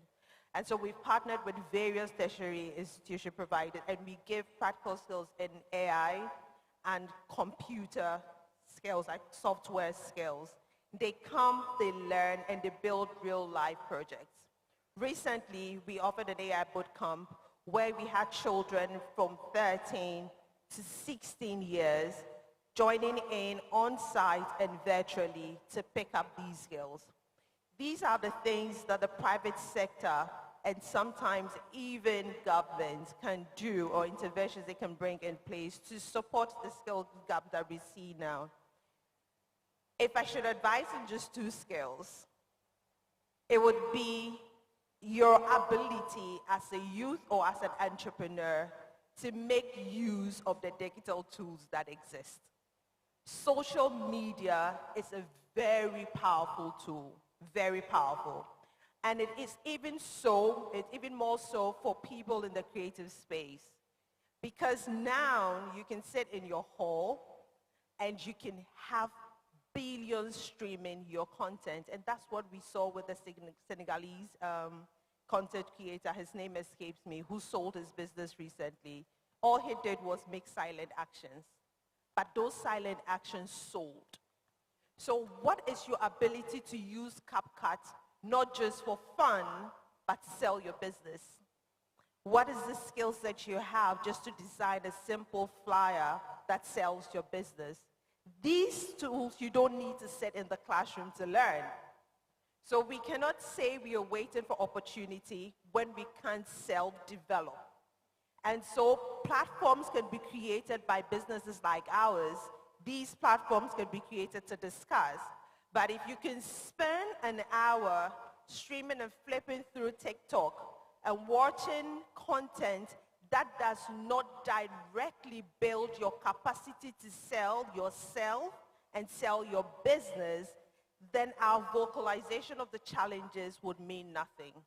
So I would just first start off learning to utilize the digital tools available to us to the very best of our ability and its potential to first sell ourselves and sell our products, whatever it is.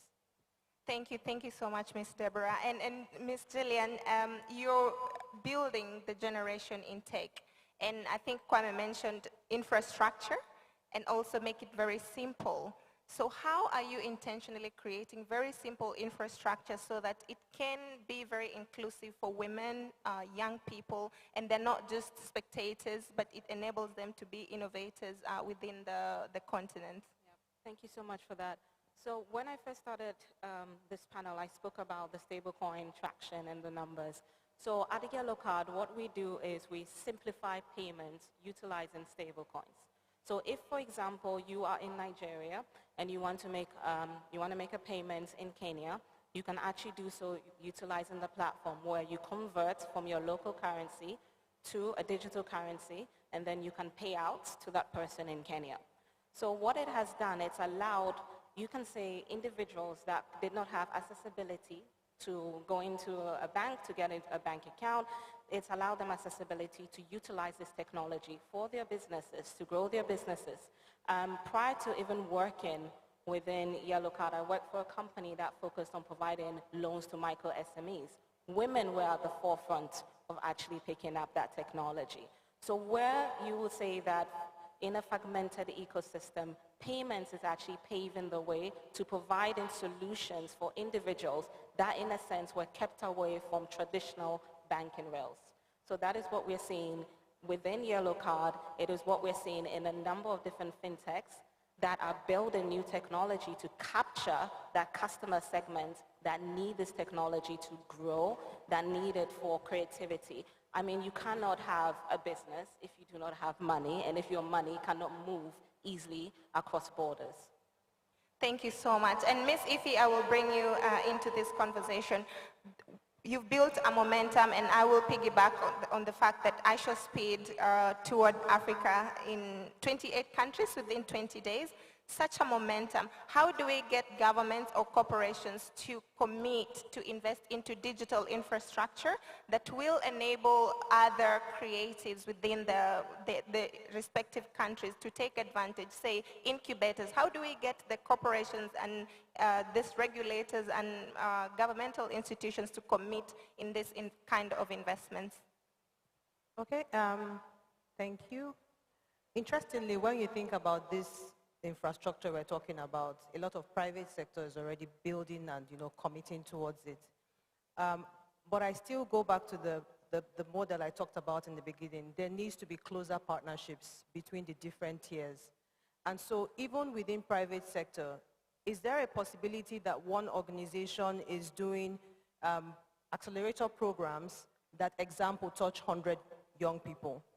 And the second one is doing accelerator programs that touch 50 people. Together, they actually can do something that touches 500 people with an incremental cost, increase in their cost. So how do we build programs that a lot of partners can come in? So for example, within our Move Africa, we have a skills accelerator program. If we position it to one organization, there's a limit to where you can get. However, we positioned it to lots of private sector, which at the end helps it to scale. Within government, on our own side, which is our strength, is really advocacy and just driving those conversations. And then we leverage the power of our global citizens to help to push that. I think that also works, but also if more partnerships and movements could adopt that, then it helps to accelerate the results that would be expected. But in summary, for me, the big thing is really partnerships. There's something I say Africa's growth is really tied to its connectedness. Beyond the regions, because first of all, it starts with our regions. We are all different, but we all need to connect. But at the same time, within the different sectors, government, civil society, private sector, I think once we're clamoring behind one big cause, like when we talk about borderless Africa and after, we see that. So I think for me, the biggest one is partnerships which help us do more. Thank you so much for your submission. Mr. Sadiq, I think any creative business needs structuring. Any creative business, it needs structuring. For us to collaborate across borders, we need to de-risk the business collaboration. What do you think, in your opinion, and I know at your company you provide such kind of services within events, meetings, what do you think are the key services that should be provided to be able to de-risk these cross-border collaborations, especially in the creative space? Right. So thankfully, I think that technology and obviously digital transformation is helping to standardize and provide some elements of the services that should be provided. For instance, today, your average creative talent in the various different markets are signing standardized contracts that can be applicable in the various markets. An artist will probably sign off to his distributor the same level of standardized contract that will enable them upload their content on platforms similar to the talent that sits in any different market beyond his primary market. So that from a certain point, it's happening. I think that what needs to be happening to drive it and make it faster is the role that government and policymakers will play. In our market, for instance, in Ghana, there's a very integrative, and I'm thinking perhaps that's one of the most powerful acts that exists to enable the sector, which is the Creative Industry Bill. For instance, it provides a certain level of standardization. It's, if executed well, would help to formalize the industry and help it to enable data that could go back in enabling those industries. I think what is left is how the various different states and governments will be able to take this up within the context of the AFCTI framework and ensure that then it's able to harmonize it across the various countries. If we don't do that, technology that exists today would continue to lead the way. And one of the things that industry has always been thinking about, which is IP ownership, content ownership, may be lost. Because once the platforms are taking the lead in providing these services and the standardization, and particularly also because the investment for these platforms is not coming from the African market, we risk losing that identity. We risk losing the IP of the content, the audiovisual content that we keep creating from here. Today, your average, thank you very much, your average talent, for instance, may upload their content on platforms. They often go through distributors. These days even, we've got catalog acquisition companies that are acquiring these. I think in the last 1 week or 2 weeks, there's been a lot of conversations around catalog acquisition, particularly in the music side.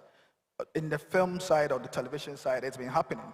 I mean, content has been trading off for some time now, except that in markets, in African markets such as Nigeria, we are just seeing a whole evolution now, particularly also because of the arrival of platforms like Netflix and all, you know. So I think that the space, particularly the creative economy, have taken the lead. It's almost become the sandbox for different industries. What needs to come on top of it, and obviously this was led by the talent themselves, it's led by individual companies, media companies are creating the market, media and events companies are creating the marketplaces already. I mean, for years, I'll be on the forefront of organizing events, which I see as economic systems of marketplaces, and bringing in talent from different parts of Africa. The transactions are happening because you're directly paying them, people are booking tickets. In the last few years, if we look at how the various countries have been trying to position themselves as holiday makers in Africa, for particularly in December, you will notice that it's happening. What is left is mainly from the state side. Thankfully, AFCTA is here to help us to harmonize the various markets, but we need to plug into the AFCTA frameworks the various different acts. I wish if we could pick, for instance, the Creative Industry Bill in Ghana and what is expected to do, we could have similar or almost similar, acts from within the various other active market. We think that this will fasten and enhance the creation of the structures, and then to underscore the services that already exist. It will be able to capture it in the various different states. We'll be able to fully understand what's going on in the space, and then the actions that would come to positively enable it would happen. But as it stands now, I mean, I think that we've jumped the gun. The borderless conversations we're having right now, it's happening. Music is listened to across markets. We're sitting here, we're watching the films across market. The talents have figured out a way of enabling their own collaborations. They travel into these markets here and there. The companies are working. When I did Boomplay, for instance, our team was in Nigeria, and essentially what we existed to do was enable a single market for creative content creators or content copyright owners. You know, so the services are in market. It's happening. The talent are, or the content creators or copyright owners are experiencing it already. The standardization is happening. Technology is whipping everybody into line in terms of the IP, enforcement. Today, you can't upload anybody's content on any other platform. It's going to be flagged. And these are things that has been desired in market. It's just left with how the various different African governments will plug in their various initiatives, their various legislation or regulatory frameworks into this single AFCTA framework to be able to harmonize it and standardize it across board for everybody, to such extent that it almost feels as your country, even if, I mean, you're not from a primary market. So my takeaway from you is standardization of the processes. Agu, I know you work in the circular economy. You provide green jobs to women and young Africans. What is that one digital tool, or maybe two, that you would like to see that will enable you to do your job very well and enable you to also trade your business within, with other African countries, to enable actually to move as close as possible to the Africa single market? What is that one digital tool you'd like to see? So what I would like to see going forward is adoption. The technologies exist, the policies are there, is to move towards adoption. For me, in the secular space, we have a lot going, but there is no unified standard. For example, there is no unified agreement of what we should do or who should take responsibility for managing waste created from consumption. If I export my goods from Ghana to Kenya, who takes care of the waste that is created? And some of those agreements, some of those protocols needs to be adopted and the gray areas fine-tuned so that we can have a seamless circular economy. Again, most of the standards we use currently are the standards developed elsewhere and handed to us. We really need to come to that point where we develop standards, how we rate ourselves, what we call what, and agree on those standards, and that will really make the circular economy so robust. Currently, in the circular economy space in Africa, we don't have our own standards of measurement of some of the pollution, some of the carbon emissions and all of that. We don't have some of those things ratified amongst us. We just copy and paste some of those standards from outside, and we need to go beyond that to really do things for us, for ourselves, to enable us as those in the secular space to enjoy the benefits of sustainability and circularity. I think you're also piggybacking on we actually need to have a standardization so that we can enable this cross-border collaboration. Ms. Kukua, storytelling is a very powerful thing and it shapes the narrative of Africa. How do you think we can take advantage of storytelling and harness being able to monetize across Africa with storytelling and really contributing to changing the narrative of the African continent? You definitely know where we've come from and where we are headed about this, yes. Yeah, absolutely. Thank you so much. I believe that the most powerful thing that can happen, right? I love that this agreement has happened, and I love that we're in conversation for make Africa borderless now, right? But there is a continental identity we don't quite have yet. We don't have a continental identity if everyone can agree to that. And that in itself shapes the way that we connect, collaborate, and relate to each other, which is, sometimes we have, our own issues within the African continent. Storytelling is a tool that can educate. So for me, I'm just like, yeah, I'm a storyteller, but I'm also a cultural diplomat. So I care and I understand about the depth of education, right? And I love what you said, Ms. Deborah, about self-developing.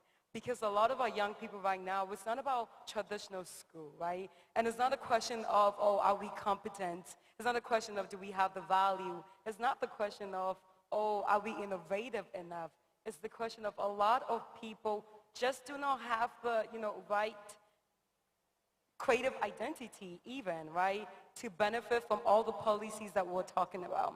So my team and I, we came up with this incubation program, right? It's a curriculum and it's a creative expression, cultural diplomacy program that maybe you go through for 1 month or 6 months or 3 months, but at the end of the day, you understand certain things like creative identity, leadership, networking, what it means to truly, right? When we say Africa to the world, I want to ask an honest question.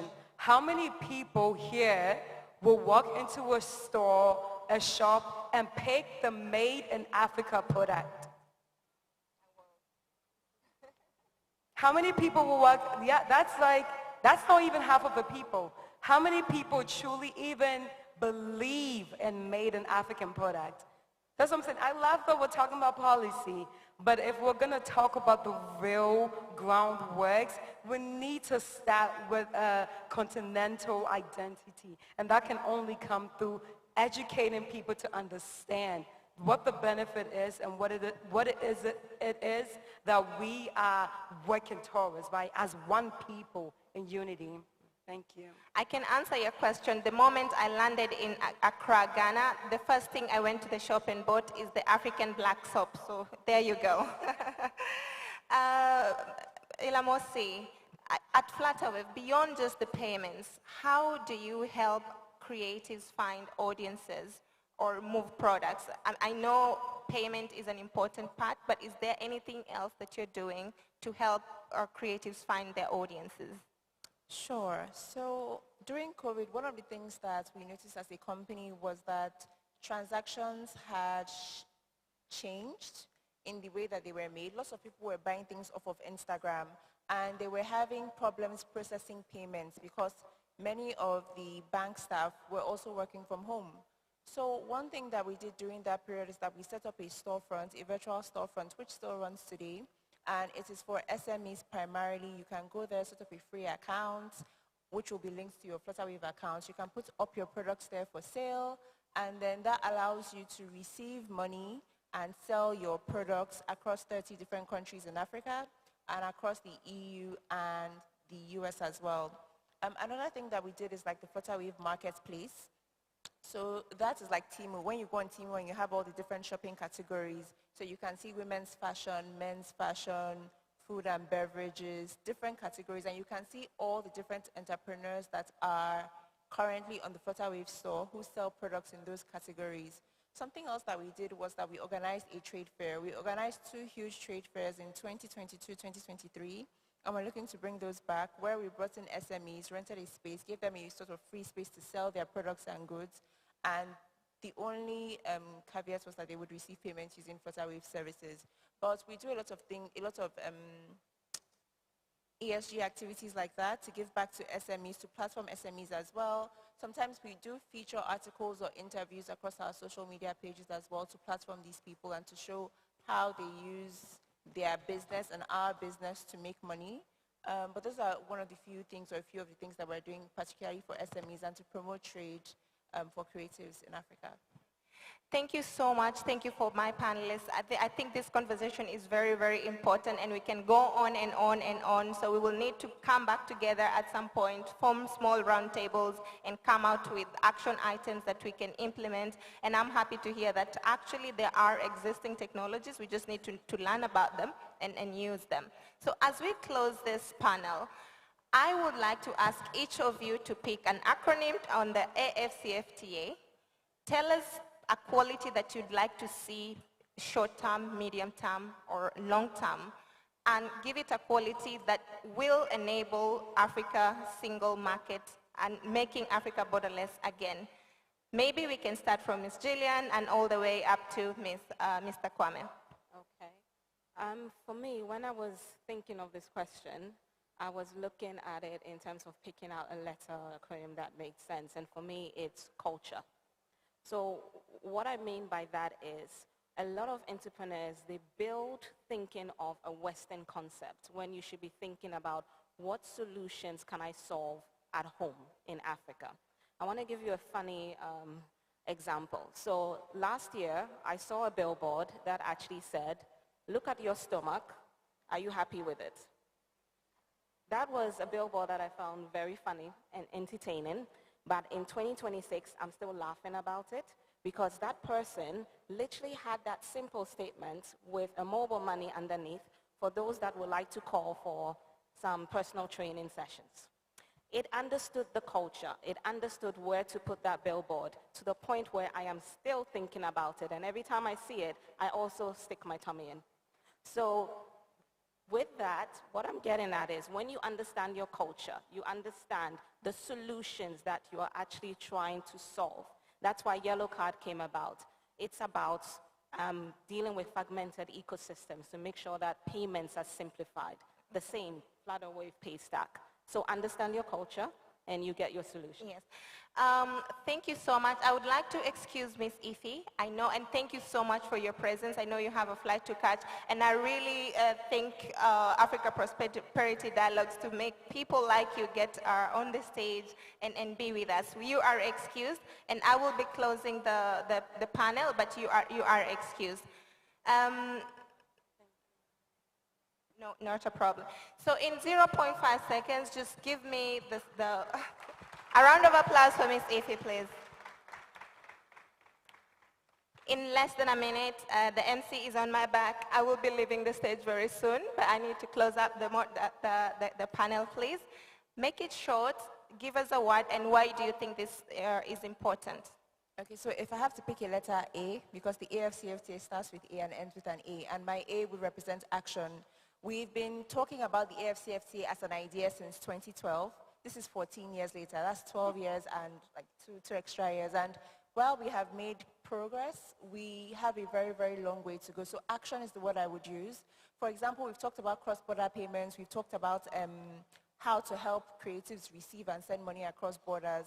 And there are frameworks under the AFCFTA that can allow that. For example, a licensing framework. There's something called PAPS, which many of you might not know, but it's a very easy way that you can basically send money across countries via banks. And not many banks and financial institutions have taken on PAPS or have adopted PAPS. So we have all these really great documents, we have all these really great initiatives, but there isn't any action to back it up. So if I'm giving one word, it will be action. Thank you. Agu? Okay, so mine is T, and that's trust. We cannot trade with each other if we don't trust. And when we trust each other more, we can build that continental identity. Thank you. Thank you. Sadiq, please. Well, mine is F for funding or finance, because I recognize that one of the things that has been critically lacking, particularly to enable the creative and digital scene, has always been funding or access to funding and finance. Even when you extend it to fintech, I remember the last time when we were at a conference, myself and Kwame Opon, one of the things we've always been speaking about, or the narrative that was very heavy at the conference, was relative to how we can access domestic capital.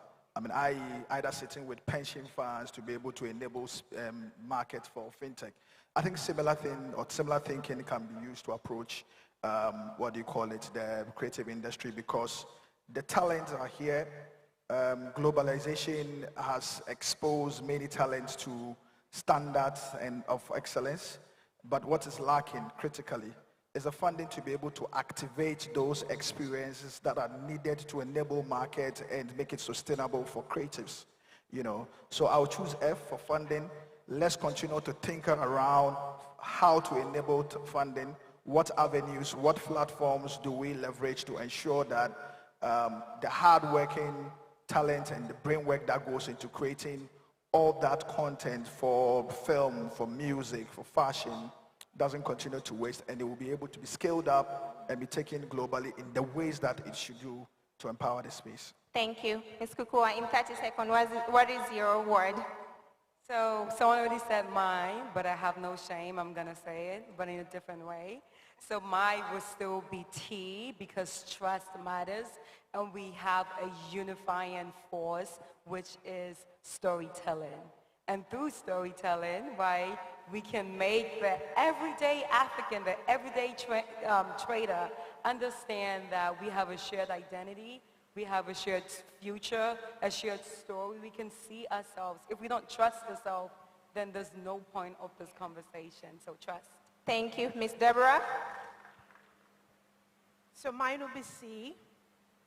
And for C, I'm looking at consistency, but I would rather pick connecting the dots, so consistency, connection. So connecting the dots of all that has been said, all that has been done, to actually produce something that we can measure and scale up. Connecting our talents to opportunities, connecting our fragmented markets to look like a more genuine, creative environment that builds our economy and promotes prosperity. Thank you. Kwame? So I'm going to go with A for African. Let's be purposeful about a solution, building solutions for Africans, by Africans, and uniquely to solve African challenges. Thank you. Thank you, everyone. And my word, I choose A, and I choose abundance. When you negotiate your contracts from a place of abundance, you don't feel like you're being ripped off. When you're deciding to adopt the AFCFTA, you don't think that it's working against you, but it is working for you. This abundance has enabled many, many people to negotiate their contracts. And of course, Africa is the motherland. There's a lot of abundance, and we need to adopt it. And thank you so much, my panelists. We will have a photo session. Thank you so much for your time, and thank you for the listeners to be here with us until this time. Thank you so much. Thank you for the MC for the patience. I will leave the stage now. You have been very persuasive. Thank you very much. That was a very wonderful panel. A round of applause as they take their photograph.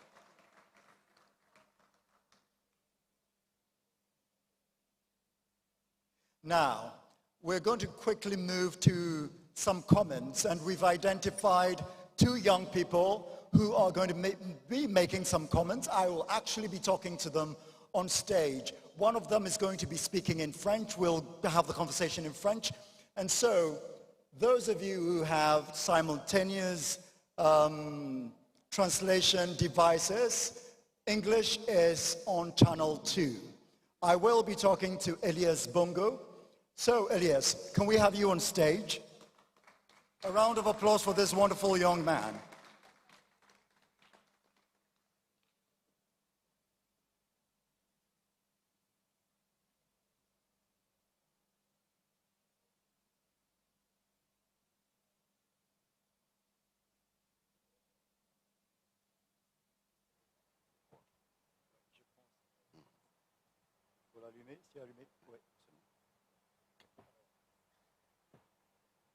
Bonjour, Elias.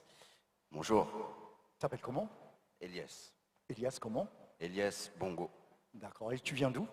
Alors, bonjour à tous. Je suis un étudiant gabonais de 20 ans et c'est un plaisir d'être aujourd'hui devant vous.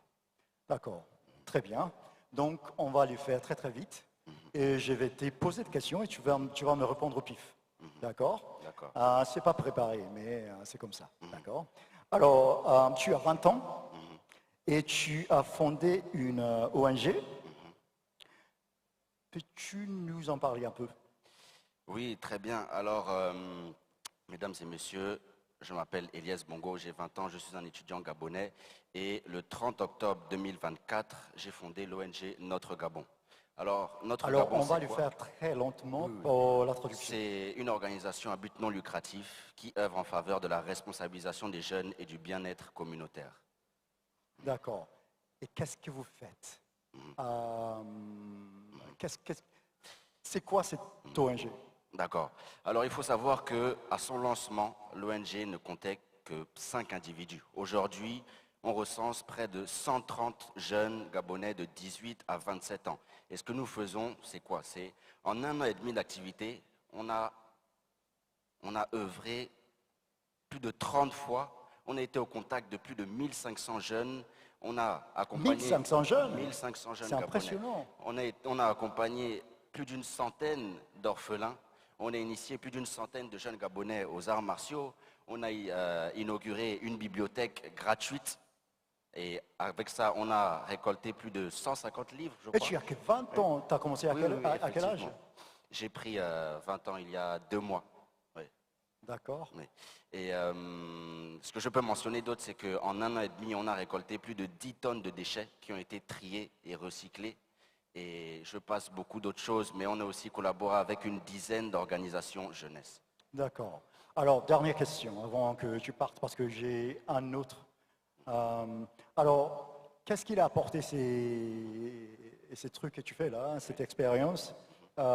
Qu'est-ce qu'elle t'a apporté? Eh bien, j'aimerais vous dire que pendant cette aventure, je me suis fait énormément d'amis. J'ai fait énormément de rencontres, mais par-dessus tout, j'ai tiré une des leçons les plus importantes de ma vie, qui est la suivante. La jeunesse africaine est prête à prendre ses responsabilités et à jouer son rôle dans le développement du continent africain. Merci. Merci à Donc, vous. c'est ça. Alors, merci beaucoup. T'es venu avec ton cousin aussi, qui travaille avec vous? Oui, tout à fait. Oui, alors. D'accord, merci beaucoup d'être là. Hein. OK. Allez. Donc, merci beaucoup.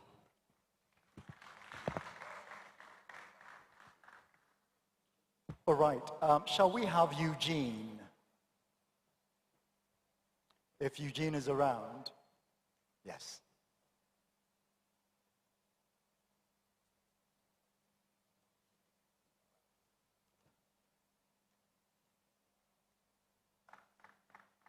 So we'll make it snappy. We don't have much time, so it's Eugene and Stephen, yeah? Please take mics and we'll stand over there. So, how old are you? How old am I? Yes. 23. 23? Yeah. Wow. And you? 25. 25. And tell us about what you're doing in the tech industry. Okay, so we've seen the challenge in our community, right? Energy is very expensive. Not just that, electricity is unreliable in our part of the world. Air conditioning systems are taking much of our monies due to the electricity we do use in our homes. Because of this, we decided to come up with an air condition that uses water. Oh, yes. Okay. And it's also rechargeable. It uses 12 volts to power it, just 12 volts battery. Not just that, we actually did some researches and then we realized that this actually relies on our ancient ways of cooling systems, such as the use of clay, bamboos, and even we went to the extra mile of using herbs in combination with water to produce our coolant for the air conditioning system. So it is a device that's going to help with climatic changes and global warming, which is the part where air conditions do contribute to these. Okay. Yes. And is it at the, so this question will go to you. You're doing the same thing, aren't you? Okay, so is it at the prototype stage or is it being produced commercially?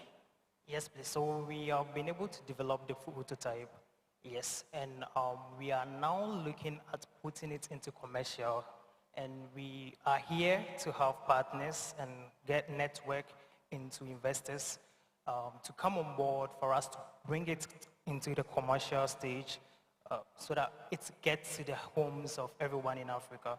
We are looking forward on changing things which we feel like is not right with how the electricity get to take the light. So when I get to stay in the light and there is no electricity, I can still have a fill of AC in the room because it's a rechargeable one. You know, like I have no power and I can still have my AC, which is really made in Africa, not anywhere else. More of innovating. Okay, Yeah. so final question. Do you use this? Have you built one for yourselves? Yes, and we actually exhibited this during the Kantanka Tech Expo 2022. Yeah. Okay. Oh, so you've had it for quite some time now? Yes. How old were you when you created it? That's 2022 minus 3 years. That should be 21. Goodness. Yes. Well done. Thank you. All right. Thank you very much. Thank you too.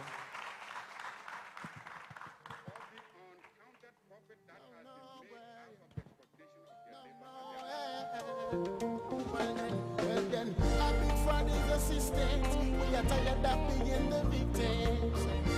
After your faraway wars, tear down the Berlin walls. Make us up, don't bother with them borders. Africa is free forever.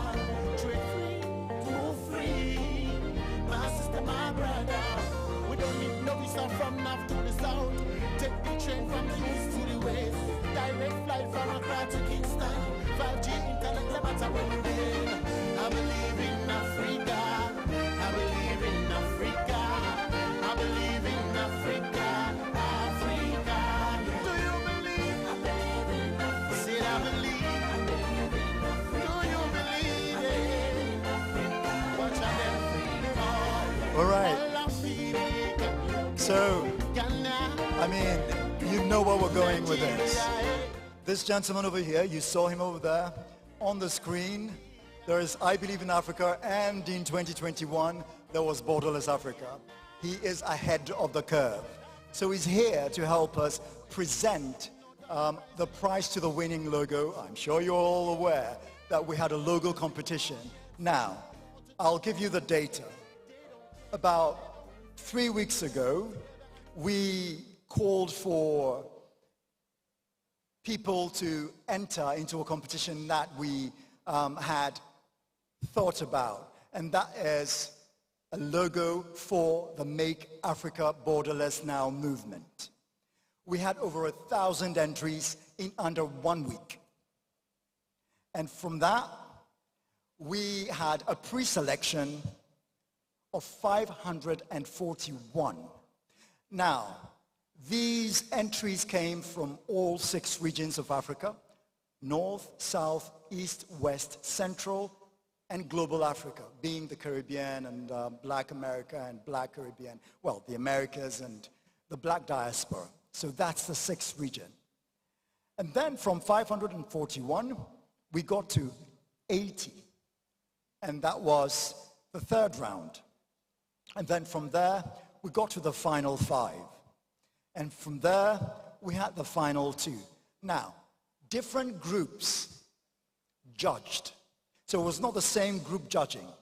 One group would judge and then send what had been selected to the next group and to the next group and to the next group. So we can say that the process has been fair so far. Now, we are going to invite the man himself, Stone Boy, on stage to do the presentation. But I'll talk to him for a bit as well. Stone Boy, shall we have you on stage? Where world-class hospitality meets unforgettable comfort. From a warm concierge welcome to stylish business lounges, exquisite dining, energizing workouts, and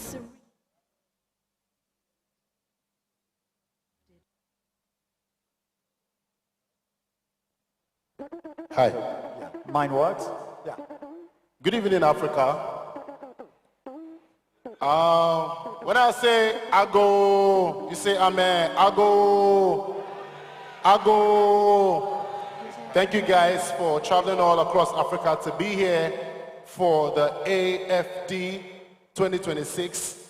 And it's a great honor to be a part of this initiative right from inception, when chairman himself, like I call him, would birth this idea and call me as a young chap who he believes that I have a vision for the creative industry as a performer, as a great writer, to actually tender in a song that will drive the whole initiative, or be a theme song, the background song for it, and we're able to deliver something that actually represents what I also represent, even though as a musician.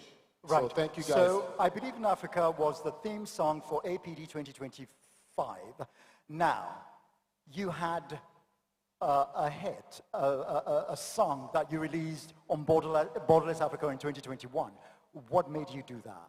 What is the philosophy behind that?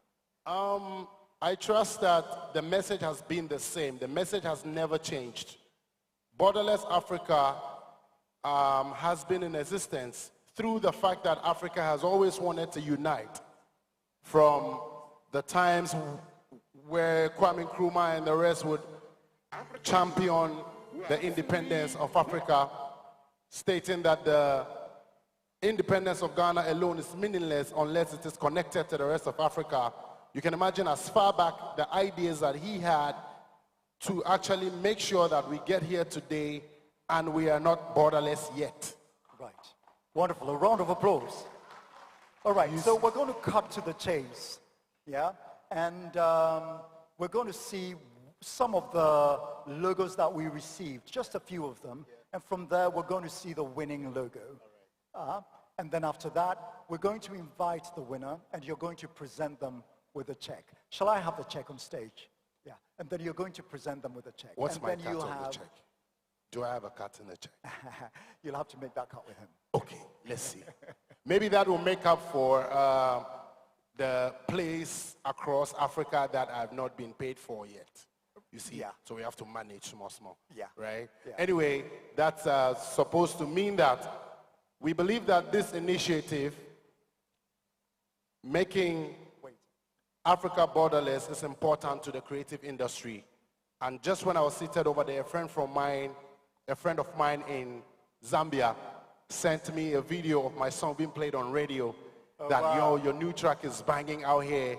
Then I went like, oh gosh, only if I'm getting paid for that. That is the whole idea You behind know? the Borderless Africa. Yes. So I trust that, like we know, our creativity is cutting across the world, and we are representing Africa in a good light as a creative industry.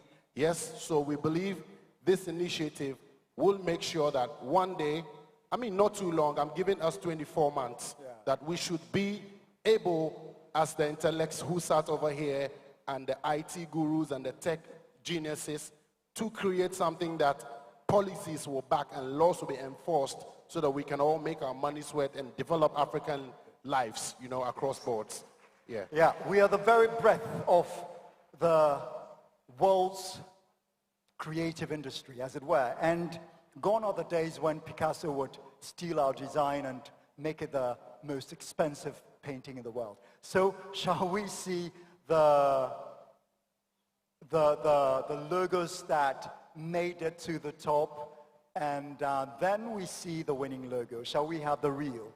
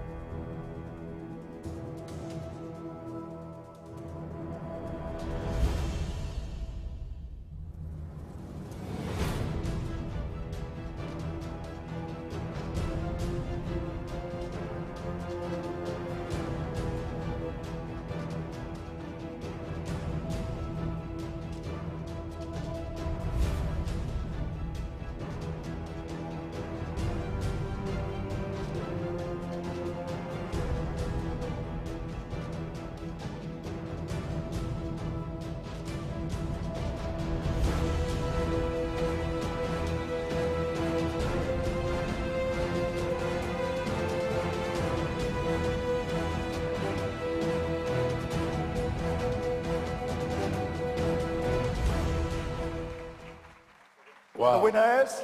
And the winner is Mr. Felix Frimpong from Ghana. Yeah. A round of applause. Shall we have him on stage if he's here? By the count of 5, Mr. Felix, if you don't show up, Ghanaians will show up for you. And So we had a lot of entries from Ethiopia, from South Africa, we had some from the US, we had some from Europe, we had some from, I believe, North Africa, Morocco. We did have a few from Morocco as well. Felix. I think you're surprised.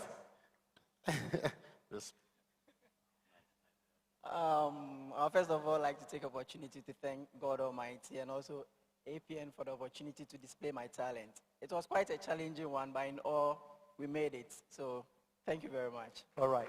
So a little something about this before Stonebwoy continues. This was selected for the completeness of the logo. It had everything that APN has worked on, including interoperability of payments, cross-border trade, name it, and it's there. Traveling across the continent without having to go to another continent to connect back into the continent. Now, that was very tiring, and that is very tiring, and we have a campaign working with SATM, I believe, and I believe the founder and executive chairman is going to harp on that a bit tomorrow, and you're going to hear about all the 12 priority points that we're working on to create a borderless Africa. Yeah, and free travel is one of them. Free air travel, as it were, is one of them. Over to you.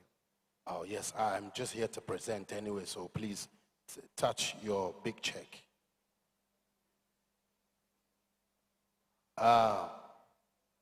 We have to turn it. Are you ready to? Ready? Should we do a countdown, please? 3, 2, 1. Congratulations, Mr. Frimpong.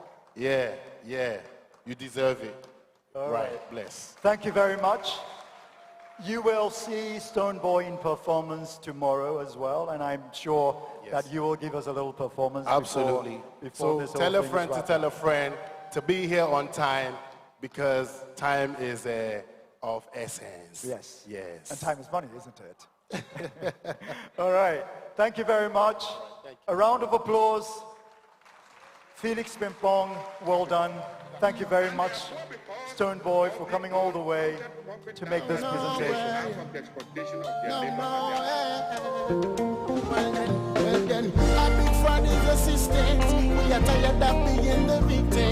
Shall we have the executive chairman of the Africa Prosperity Network join them for this wonderful logo? Shall we have the logo? Shall we have the logo? Shall we have the logo? Shall we have the logo on screen? Shall we have the new logo on screen?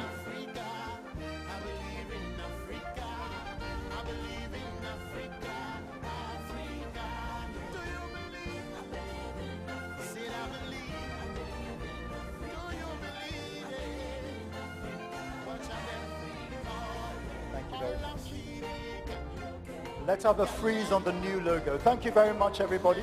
A round of applause again.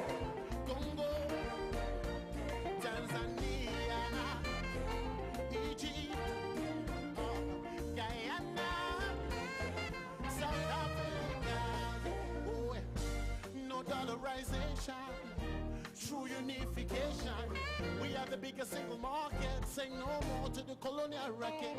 They don't care. Thank you very much for bearing with us. Time is far spent, but we have one more session to go. And before we do that very quick session, a very short announcement.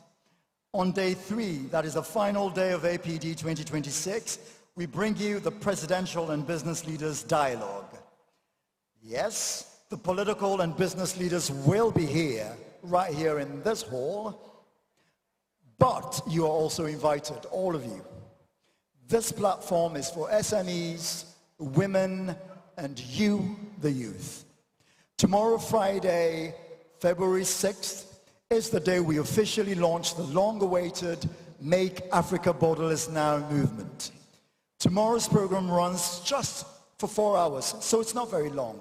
So you have to be on time for a focused, powerful, and energetic, exciting 4 hours of discussion, because we also need time to recharge for the APCA Awards, that is for the Africa Prosperity Champions Awards, the APCAs, and the Presidential Gala Dinner in the evening at the Kempinski Hotel, Gold Coast City.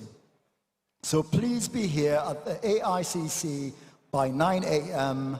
sharp. You don't want to miss this. And as I said earlier, there are some tickets still available, a few of them left. So if you're interested, grab your ticket right now.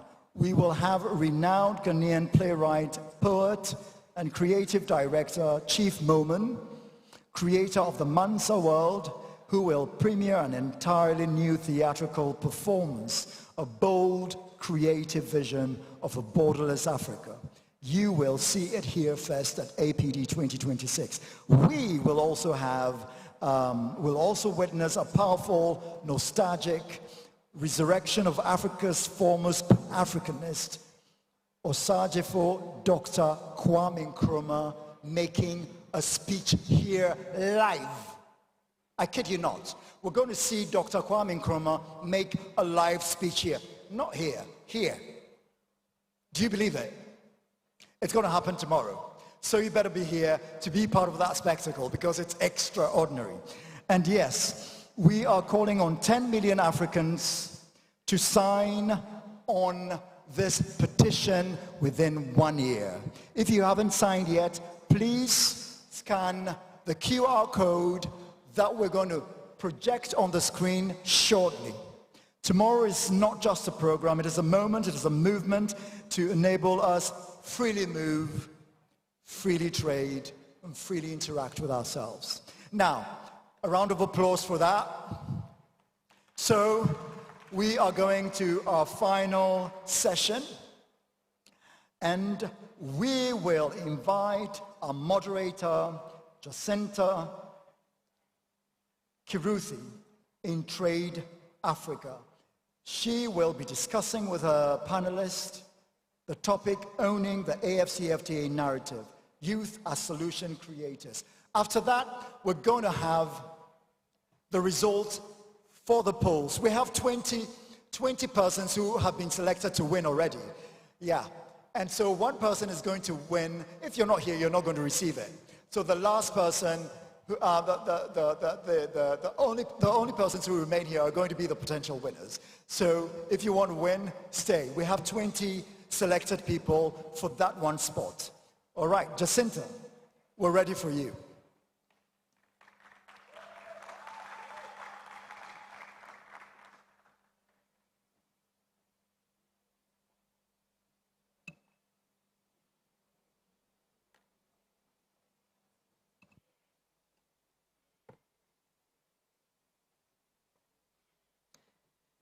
Good evening. Good evening, APD 2026. Good evening, ladies and gentlemen. Now, at APD 2026, we may be the last panel on the agenda, but we are not an ending.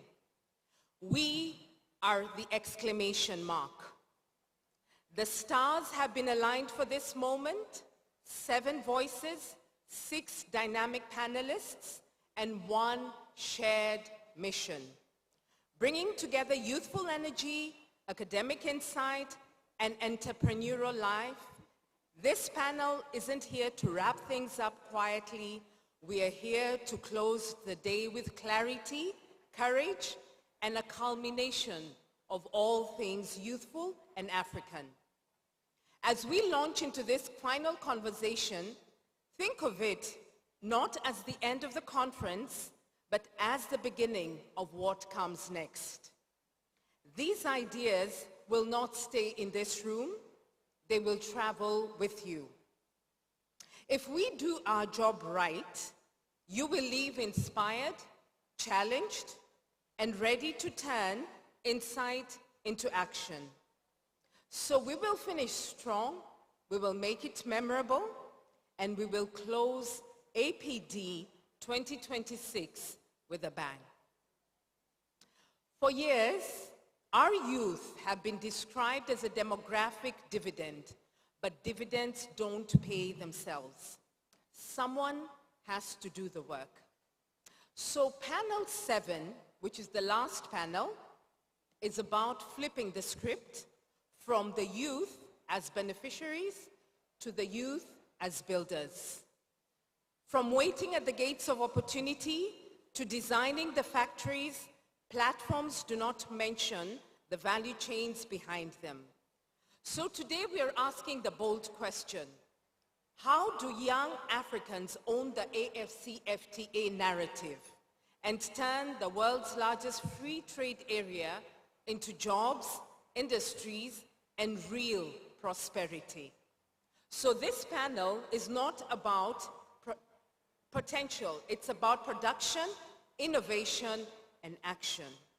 And to start us off, ladies and gentlemen, please welcome a distinguished Pan-African leader, a visionary, an entrepreneur, an author, a media pioneer, and a banker who has spent over a decade mobilizing African youth to turn policy into practical opportunities for employment, skills development, and enterprise growth.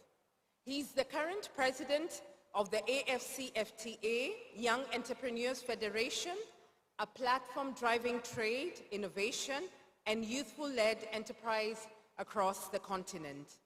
He also leads the Continental Legacy Development Company and spearheads Ghana's presidential library initiatives, including the John Mahama and John Kufuor Presidential Legacy Centers, shaping non-partisan platforms for leadership and development. Ladies and gentlemen, a true catalyst for Africa's next generation, is Mr. Hissan Sita Sofo.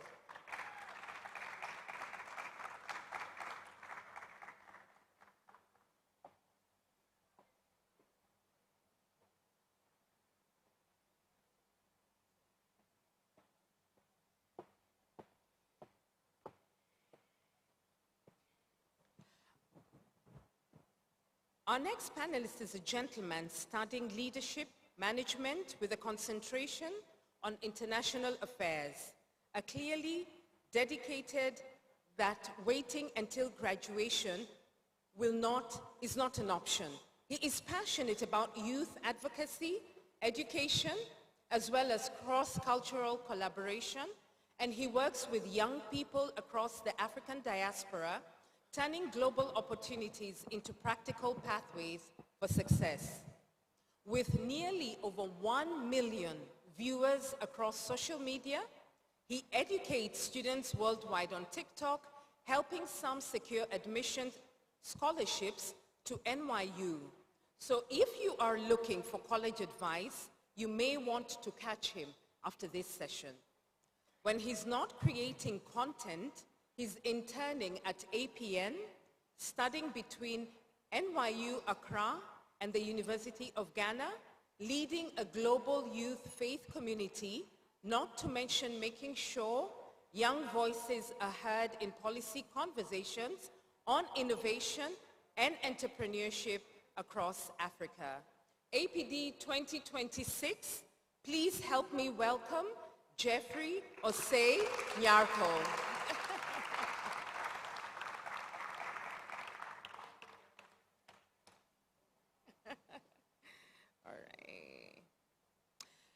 Next, as the only woman on this panel, we cheekily decided to sandwich her brilliance right in the middle.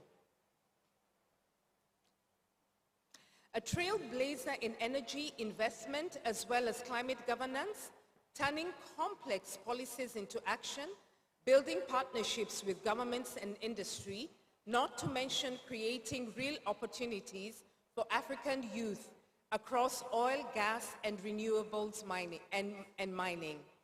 She currently leads a climate tech startup using AI to help governments and businesses make smarter, greener decisions and industrialization. Ladies and gentlemen, please join me in welcoming Keke.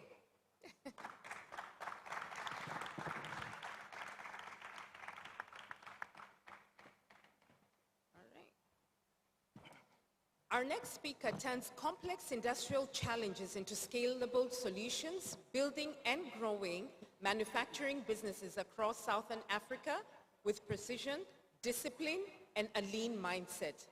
From starting manufacturing to strategic consulting, he focuses on improving efficiency, productivity, and long-term competitiveness. He's always with an eye on unlocking potential in every process and team. He is an MBA candidate at Warwick Business School, and he combines global strategy with African-rooted vision, driving resilience, scalable enterprises, and championing SME participation in mining and energy. Welcome, Matsego Glenn Moagi.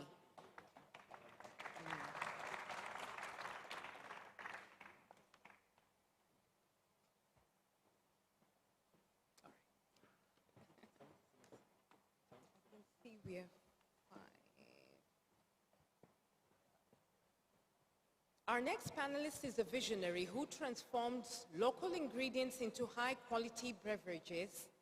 He creates jobs for displaced youth and proves that young people can drive Africa's industrial future. He blends tradition with innovation and expands regional markets, and his work turns challenges into opportunities and ideas into impact. He is a two-time award-winning social entrepreneur, a champion of hope, dignity, and justice, and he's shaping the next generation of African leaders and innovators. Please join me in welcoming Amos Huizera. Amos?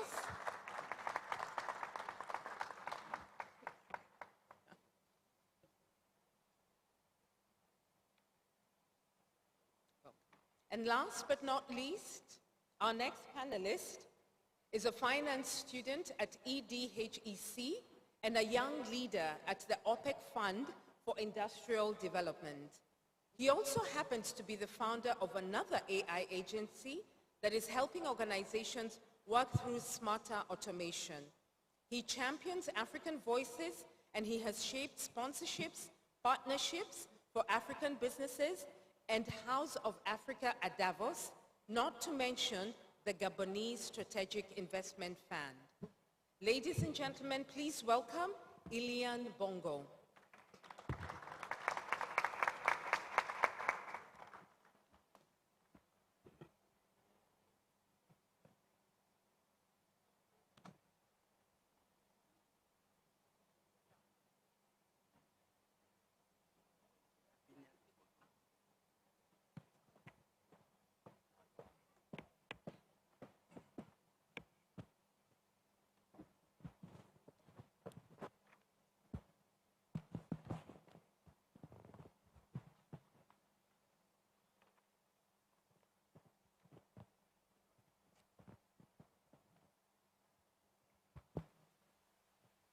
So ladies and gentlemen, welcome to the panel, and thank you for joining us. Now, in the interest of time, because I'm made to understand we don't have much time, I will start with you, Keke. Let ladies go first. Okay. As we look at the AFCFTA, what's one of the infrastructure gaps that you would first fix to empower young entrepreneurs? As a young person, one of the things that I've realized is that the gap that needs to be, the infrastructure gap that needs to be fixed, particularly for us to play a role in the economies, is, because I'm in the energy sector, is making sure that we have more young people who play a pivotal role in the energy sector. So one of the gaps I will be looking at is how we can close or look into the digital infrastructure for the young people to play a role in the energy sector. This meaning that we open it up more, and in terms of opening it up by giving incentives where the government comes in and sits down with the youth and say that we want to incentivize you guys playing a role and you guys understanding the digital economy more than what we know it now and the traditionals of how we do business. We want to incentivize the youth to come in and play a role for them as youth-led businesses to have an opportunity to level playing with the big conglomerates. Okay, so digital infrastructure? Yes. Would you have the statistics right at the top of your mind about how many countries are not fully covered by the internet? Would you know that? I know that specific percentage, but I know there's a lot of countries that are still, majority of the youth are still not connected, which is a real problem. If we're saying we want to close off the gap and we want to bring on the youth to be included in the new economies, the basics need to be there, which is infrastructure. Yeah, okay, yeah. All right, Sita, how can the AFCFTA help young entrepreneurs create cross-border business opportunities? Jacinta, thank you very much, and good evening, everyone. Yeah. Thanks for having me.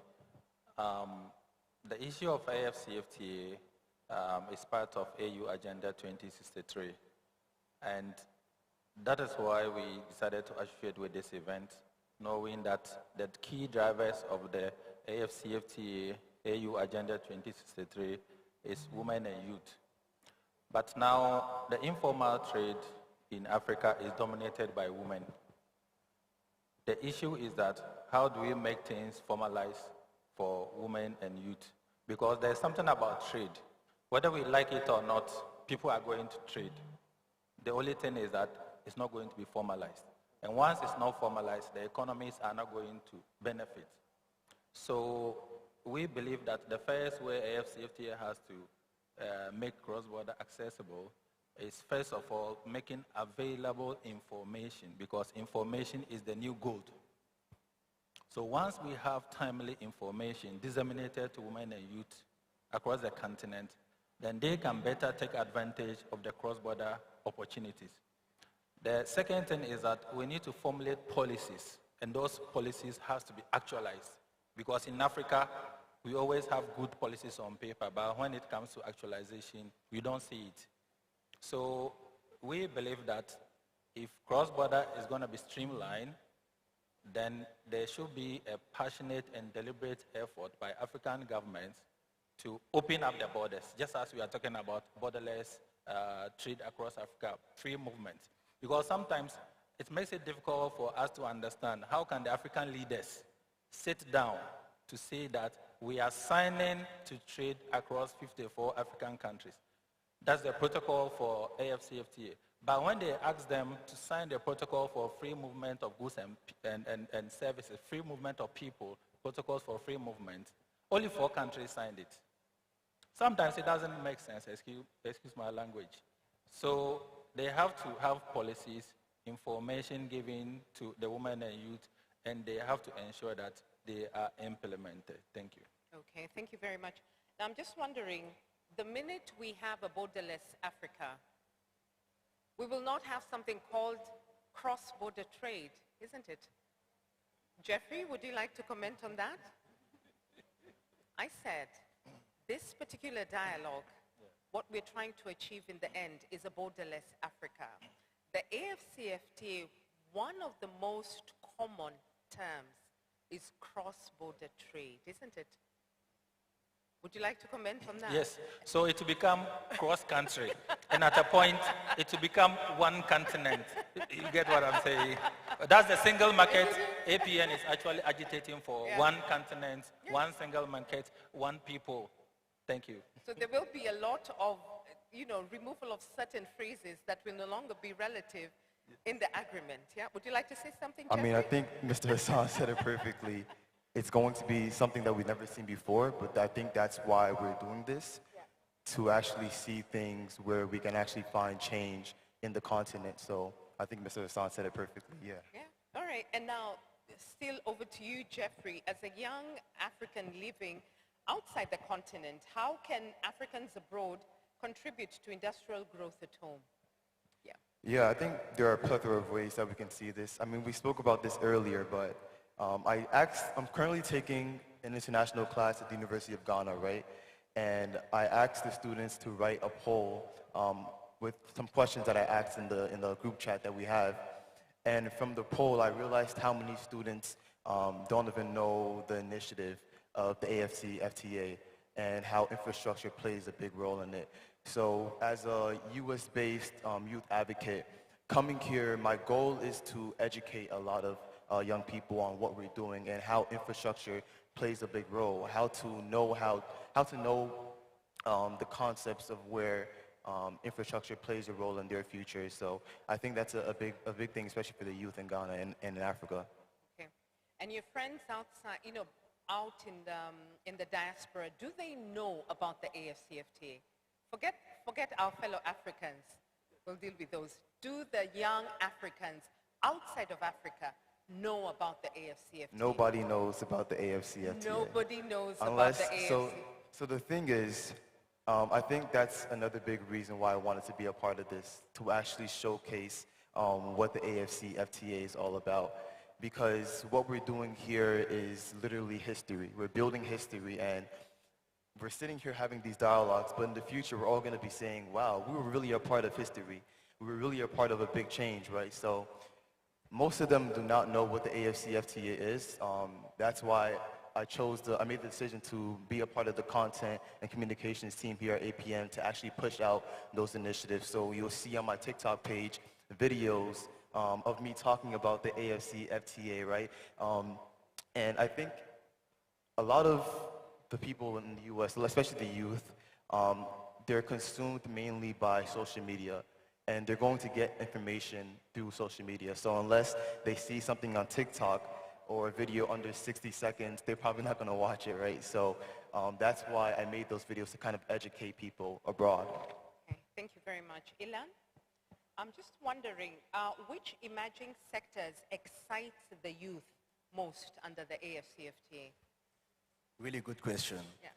So for me, I think that it's two sectors combined in one. I will say agro-processing, because it creates jobs and value. That's what we are searching for. But also digital services, because digital services can improve productivity in access to market. That's what we want. So I think that those two sectors are the emerging sectors that excited the most the youth. So you want to tell me that the youth are actually excited about farming, agro-processing, isn't it? Exactly. Do they go to the farms? They don't go to the farm, but I will say that that's a good one too.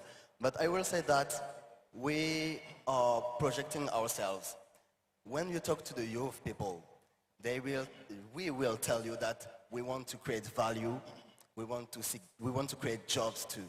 So this is why I say agro-processing, because even though they don't go to the farm or doing agro-processing right now, I think where they will learn about it, that will excite them. Okay. Yes, Jessica, can I add something to it? Yes, sure.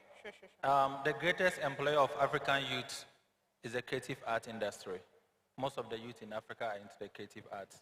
So if you want to impact on the youth, I am a member of the board committee for Ghana Creative Arts.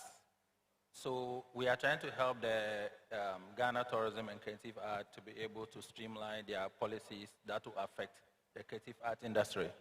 So what we know is that if you want to directly impact on the youth, touch on the creative art industry.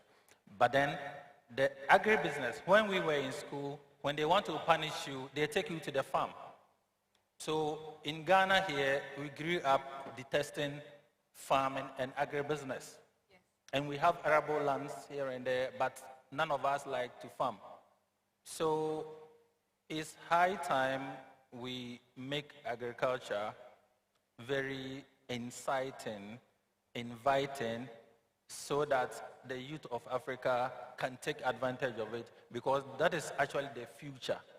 If we get a lot of African youth into agribusiness, getting them machines, tools, training, and the inputs that they need in order to go into agriculture, we can grow and feed Africa. Thank you. And also the world. I do not know whether people know that 65% of the world's arable land is actually in Africa. So Africa should not just be able to feed herself, we should also be able to feed the planet, isn't it? Yeah, so thank you very much for those insights.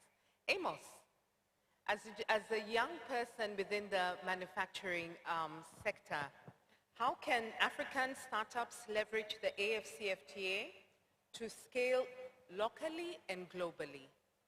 Yeah. Maybe you can get one. Yeah. Oh, can you? Oh, yeah. So thank you very much. So your question is if how can African startups such as yourself leverage the AFCFTA to scale locally and globally? Yeah. So I don't think I even have the guts of responding to the question, because since morning up to now, that was the same question which was being discussed. But still, I will able to shed some light. There are so many ways how the AFCFTA can contribute to ensure the youth startups grow, and then they even sell to even cross the borders. One of the reasons, maybe before I even give the answer, is that what I do buy some of the ingredients when we do not have them at home. I buy them from Tanzania or maybe Kenya or Burundi. And when I'm traveling with my trucks from all those countries, I face serious struggles at the borders, the taxes, high taxes. Tax may be there, but the way they overcharge, it is too much. So one of the ways is to ensure what we're talking about, the borderless issues, maybe that can ease the movements of the people and also of the goods. All right, yes. You so want to... can I? Yeah, no, I just wanted to add on to that. I think that's a good point that you're also mentioning around, you know, the taxes that one gets to experience. But maybe also take a step back and we need to look at this from a broader view. And what I mean by that is that based on the UN, it accounts that only 2% of the world's manufacturing output is from Africa. Now, that should be a scary statistics to all of us here, all right? Because if we want to move the products and the goods that we're talking about through the AFCFTA, we only contribute 2%. So I think also the discussion through the leaders of the various countries, you know, big corporate entrepreneurs should be that how do we scale up and improve our manufacturing output as well, because that's very key. Because that, through the AFCFTA, that creates new markets for small business and medium businesses as well, to play in those markets, to enter those markets and explore those opportunities that are there. So I think that's also something that we need to consider. We need a made in Africa products and not made for Africa. Yeah, thank you very much for that, because what you're wearing on your wrist is a made in Ghana product, isn't it? It's a made in Ghana? Yeah, this is made in Ghana. Yeah? Yeah, so I'm pro African, made in Africa products. The top that I'm wearing is made in South Africa. Yeah. By Laduma. The name of the brand is Makosa. So proudly South African, proudly African through and through. So yeah. Fantastic. Okay, brilliant, brilliant. Let's just go back to manufacturing, which is your forte. I'm just thinking, do you have as many youth in mining as you would like? Is that a space where you find young people thriving? Sorry, sir. In the mining sector, do you find young people participating in the mining sector? Not so much, and I'll speak from a South African context where, you know, very much the mining industry, as we know it, has been, you know, a place where forced labor as well as labor, especially from African people, indigenous African people, where most used to work and continue to work in those harsh environments. From a youth point of view, there's a growing number that are joining the industry. However, you know, because of the high unemployment rate in our country, the unequal society that we are faced with, you find that most of them just join and go for these opportunities because that's the opportunity that, you know, that avails. But it would be great to have more and more people playing in, you know, throughout the value chain. And we've seen it over the past couple of years. I mean, we play in the mining space as well, through our industrial cleaning services. And we've seen that through a lot of our businesses that we find, especially youth, businesses that are not formalized and compliance, you know, not adhering to compliance regulations, that becomes an issue. So I would like to encourage, you know, more women, more youth to come into that space, because at the end of the day, the minerals that are sitting under the ground, they're ours. Can I add to that?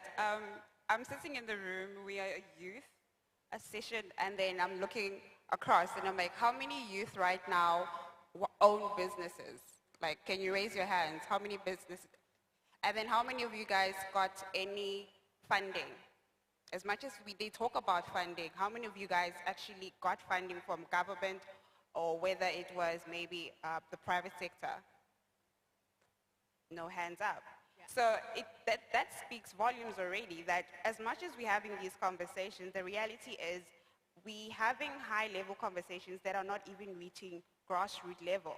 We need to be realistic about what we're applying. I'm thankful for this platform for me to speak for the voiceless, but now we are in the room and we are grateful that we're in the room, but what's the next step? We need to be pragmatic about the next steps that we need to take, that it dribbles down to, okay, next year we're not going to have a conversation. We're coming back with action-based successes and on solutions. Yeah. Okay, I agree with that, and thank you for that insight. You're getting an applause from the audience. Now, I want to go back to the manufacturing sector because we're looking at industrialization. And South Africa is one of the economies within the continent that is considered industrialized. And I believe it is industrialized through mining, okay? Now, there are very many mining countries, or rather countries that are endowed with natural resources within Africa. How can they leverage that space and get to a point where there is employment and it is sustainable for the populations within those countries? Yeah. Thank you for that question. I think what is important is, as governments gather, leaders of governments gather, the policies that they put together should be progressive. They should speak to the plight, of the people, what is required, what is needed, because as the youth, we are the future, all right? So I think it's very important that the policies not only are put in place, but actually implemented, because that's where the value is generated. Because if you don't implement those policies, you can have the best policies, but if you don't implement them, you will not generate the value, so it will be pointless. So I think it starts off from, as we've had, throughout the day, we had discussions around, policies, but it should not be a top-down approach, right? It should be a bottom-up, where the two meet together and they find each other so that we are able to find long-lasting, sustainable solutions that speak to the current problems that we have. Okay, thank you. And Keke, how can, especially in the energy sector, I want to go back to the element of industrialization. Is there an energy company within Africa that has a success story that inspires you? There's quite a number. In South Africa, we have quite a lot of success stories that are youth-led companies, but most of them focus on the green economy. But then if you look into Africa, there's not much success stories where we can say, okay, we can replicate what's happening in West Africa and take it down to East Africa. So I think that's where there's a mismatch, and somehow we should find a solution there where we see, okay, there should be more success stories. We lack a lot of success stories. I think we were having a conversation with Jeffrey, and I asked him, I'm like, how many unicorn companies are coming out of Africa? I know Flutterwave. I don't know, the audience can say maybe something different. And I'm like, Flutterwave will always be the only company that will always be a success story, but that's fintech. We have brilliant minds. Young people are very brilliant. So where do we fit in and say, okay, the youth need to be given a chance? It shouldn't be one success story for everything. Like, we're the first of everything. We can't always be the first. It's 2026. We need to progress. Yeah. So for me, I would say we need more success stories and not just hear of one of the first one. Okay. I know South Africa has gone through an energy crunch for a while. So I'll let that sit with you as you think about one particular African energy company that has made its name on the continent, and I'll come back to you with that. Is that okay? Yeah? All right. Ilian, I'd just like to find out from you, how can education and skills development better prepare the youth for industrial leadership? Yeah. Okay. Let me tell you a quick story. 3 weeks ago, I made the recruitment for an NGO. And I saw something. More than 70% of the people, of the young applicants, were doing the same formation. Science, political science, finance, management, or law. And it showed it off that there is a mismatch between African needs and the formation that the young have.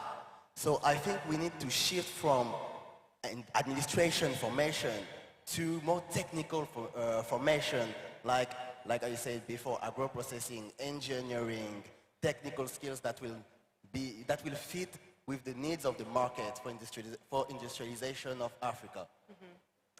Okay, so yeah, that is very true, isn't it?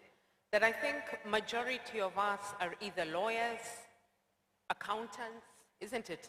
And that is where you're seeing the mismatch, that people are not taking what we used to call the blue-collar jobs anymore. Exactly. Okay, so how can we flip that?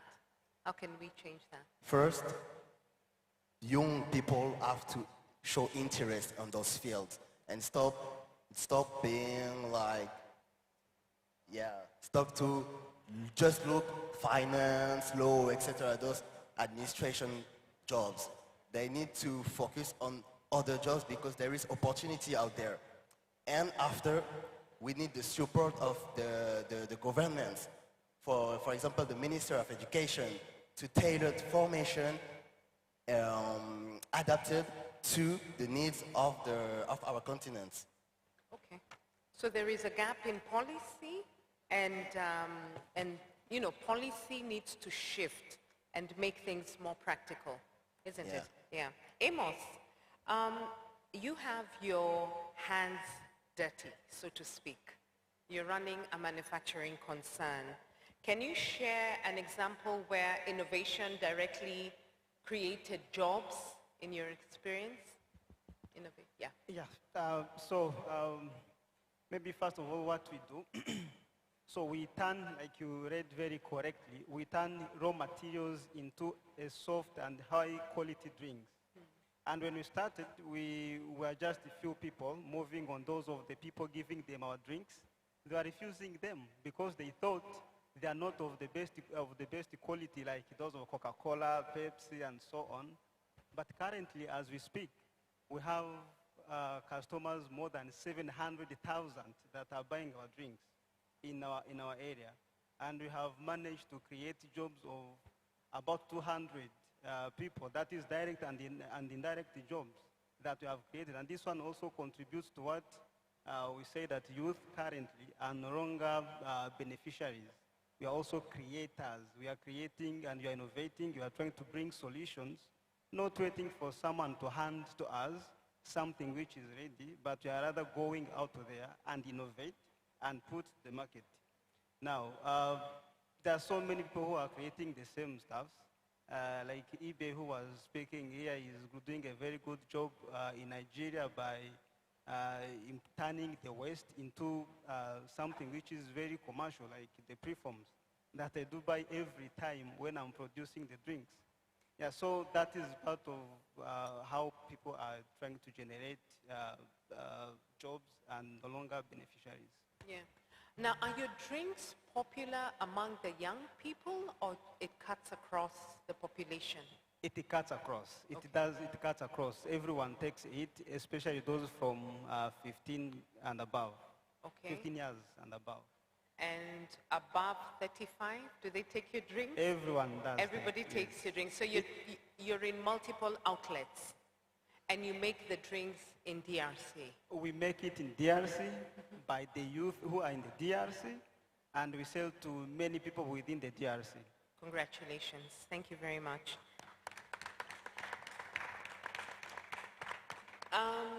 Jeffrey, sorry. I was just wondering, how can, if you had one advice to give a first-time entrepreneur, what would it be? That's a funny one. It depends what you define as an entrepreneur and where you are in your walk. But my biggest thing is mentorship. I feel like I was talking to Misiku earlier today about how important mentorship is and having the right people in your ear, having the right people in your life. I think one bad advice can ruin a lot of things for you, and one good advice can take you, far, right? So I think always looking towards reaching out to the right investors. And then my thing is also networking with the right people, using spaces like these to network. If you have an idea, share them with people, right? We are in a space full of people that are looking to grow, looking for answers. So these are the types of places where you want to, share your ideas with people, link in. So my biggest thing is, number one, find a mentor. And then not only that, but find someone at your level. My dad tells me all the time, have 3 types of friends. One that you can mentor, one that is on the same level as you, and one that can mentor you.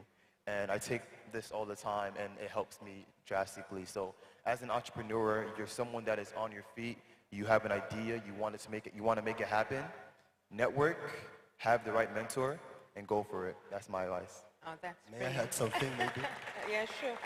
Yeah. Because I really like your question. So if I can add something to those kind worlds, the realistic world, I would say also dream big. You have to have a dream. If you want to do something, you have to have a dream bigger than yourself. And then you have to go search for your dream. Don't fear about the challenge. Failure is a part of a process. So don't fear about your dream, big dream, and have a big dream.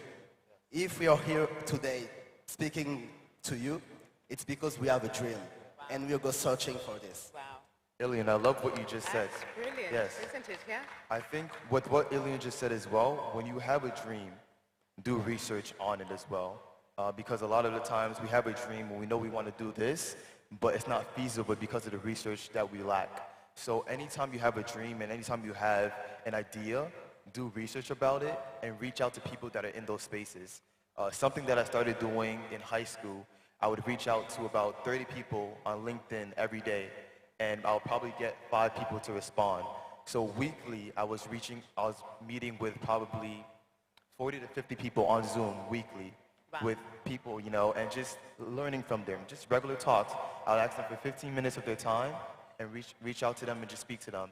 And then I ended up gaining so much knowledge, and I turned it into their business. So I started back in high school, during COVID actually, in ninth grade, I started a shoe selling business and made lots of money just from research. So anything that you want to do, any goal, any dream that you have, just like Ilian said, do research about it and then act upon it after your research. Okay, all right, brilliant.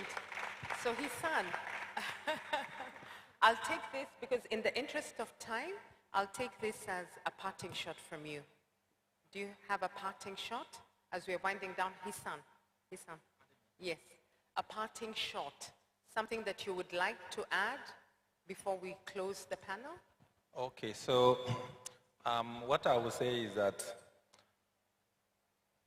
we have a saying in Ghana here that if you want to eat with the tortoise, you don't tell the tortoise to go and wash its hands.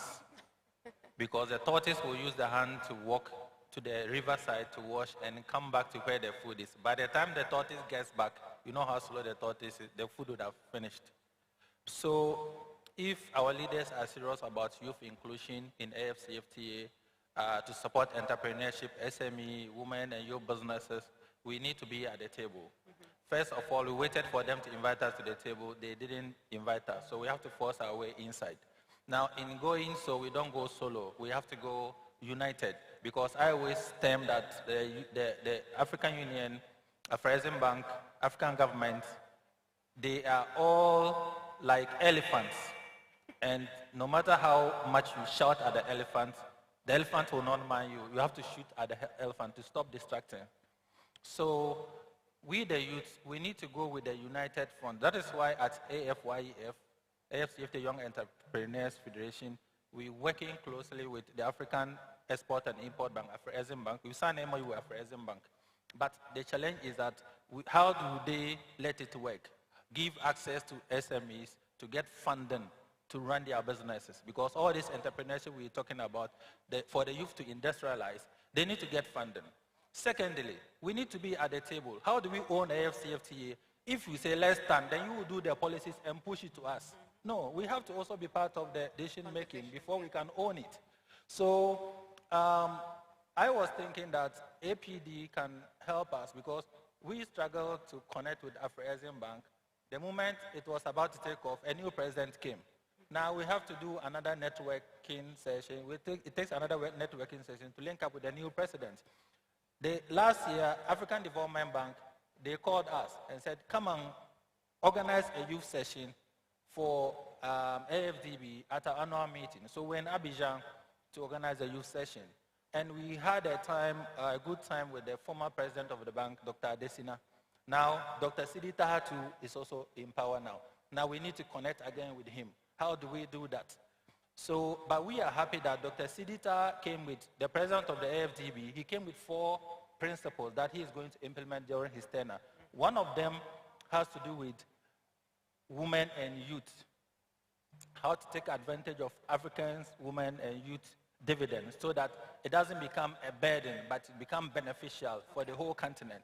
And for that one, I was even talking to the executive director of APD now. He's coming tomorrow. If he comes, how do you give us access to sit with him and to deliberate, to talk about how do we get access to funding for youth businesses? Yeah. Until we start practicalizing some of these things, it will just be talk, talk, talk. Thank you very much. Okay, thank you. I know. Yes, time is up. It really is. So, Keke, parting shot. 1 minute, 1 minute, 1 minute, please. I would say be audacious. Actually, I want to challenge all the youth here. Tomorrow is the last day. It's the CEO and presidential day. I would challenge every single person right now, tomorrow, to at least get 5 contacts from industry experts. Challenge yourself and see where it would lead. You never know. I mean, this is a networking platform. It does not excuse you from not reaching out. You never know. Maybe this would be a turnaround for your life. Okay, brilliant. That parting shot, please. Yeah. I would say when African women, youth, and SMEs become producers first and consumers second, we will know industrialization is working. Oh, brilliant. Thank you. Oh, thank you very much. And Amos, to shut us off? As someone coming from Congo, a country that has known civil unrest, civil wars for years, I would say enterprises are not only economic tools, they are also peace building, or they contribute to peace building. I can explain. Like the youth who are working currently, they can't join the rebels. They rather spend their time working, earning, and developing themselves. So it will be very good for the government and all the decision makers to heavily invest in the youth, SMEs, women, and youth to ensure they continue creating jobs, which will solve many problems. Yes. Thank you very much. All right, brilliant. Yeah, did you have a parting shot? I know we have our MC on my back. Please, feel free to say one thing for half a minute. Yes. Just based off what Mr. Hassan said, I think this is the perfect time. I wanted to share that my family and I have started a nonprofit organization. It's called the A.E. Nyako Foundation. And what we have done would probably blow your minds. In Adulfo, Ghana, Adulfo Gamwa, Ghana, we have started a vocational school there where we have taught countless young women how to sew and fabricate clothing. We have provided them with a teacher. And in that town, there's over 700 citizens there that we have done blood work for them, physicals for them, and had them registered, so now they're all checked. And then we've also helped a young man who is a phenomenal football player, and he's actually now going to be playing for Ghana's 19U team. So I think if anyone here is looking to provide some sort of help or some sort of change in Accra, this would be a perfect initiative for you. Okay, fine. Ilian, half a second. Half a second or we're done? Okay. Okay, so first, I really want for you that you remember to have a dream and go search for it. And the second thing that I will say is youth don't lack of ambition and capabilities. We are ready. Now, the question is, do we have access? No. So the youth want access. Youth don't want to be helped, but want to create. Okay, brilliant. Thank you. Says the 20-year-old. Says the 20-year-old. So Mr. MC, I'd like to hand over back to you. And I'd love to thank my very youthful, dynamic Panelists, it's been amazing getting to know you, and your dream has come true. This is the first step of so many other steps. So congratulations on the miles that you have made, and we look forward to seeing you running these kind of conversations in the near future. Thank you. Thank you too. Thank you very much. A round of applause. Jacinta, thank you very much. So a photo for you. And as you're doing that, I'm going to move to the next in our proceedings.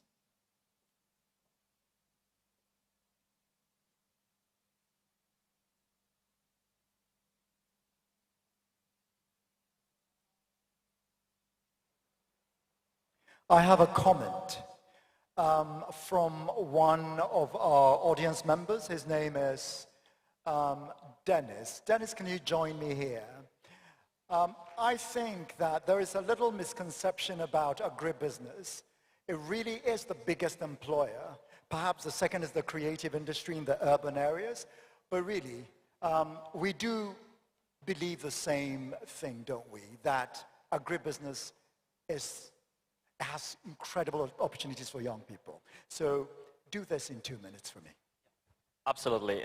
So when Jacinta mentioned that do young people actually go to the farms, and the answer was no, it touched a nerve because I'm a farmer.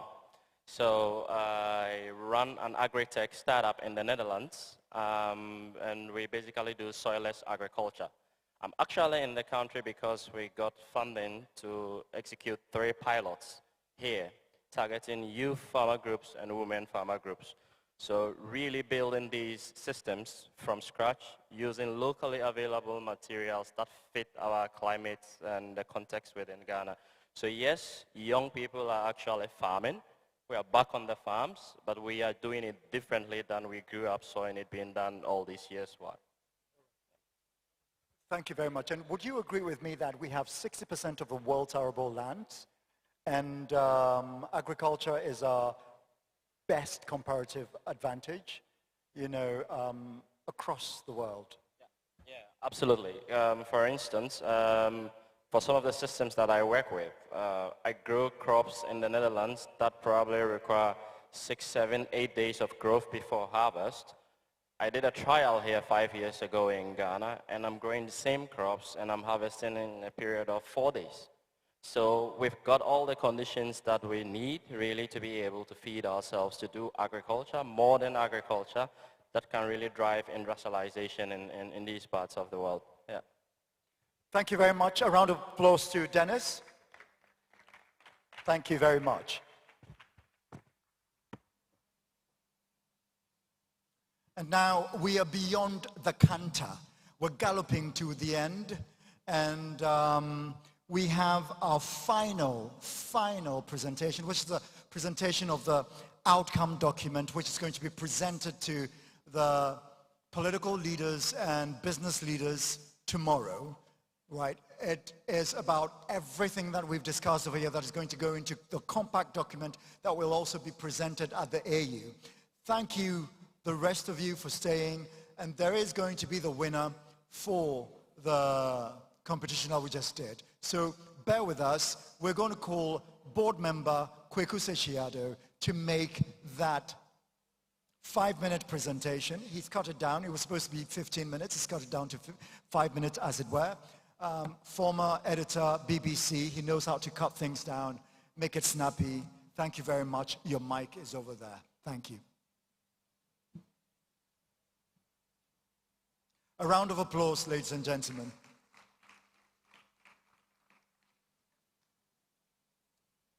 Thank you, Prince. Yeah, it was supposed to be an hour long, and I halved it. So then it went to 30 minutes, and I halved that to 7.5 minutes, and then I halved it again. So I'm here to present the outcome summary for today's 7 sessions, but more seriously, I've summarized the summary by half because of the constraints of time and human attention. So it'll just be about just a few minutes long. Session 1, Building an Inclusive AFCFTA.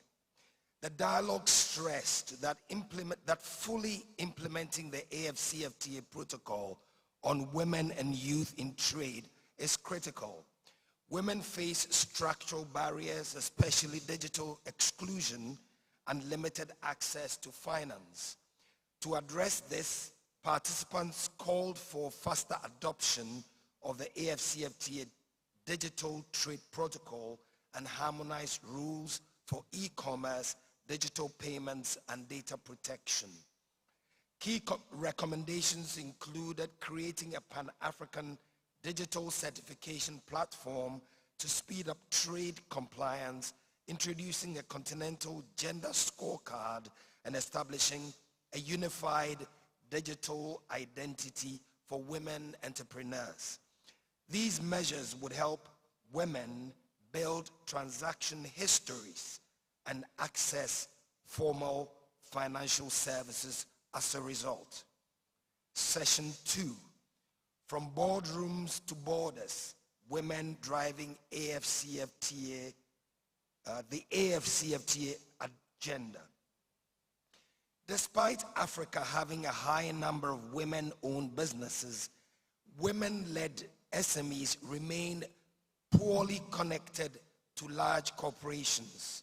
The dialogue proposed scaling finance systems or financing systems where large companies help women-led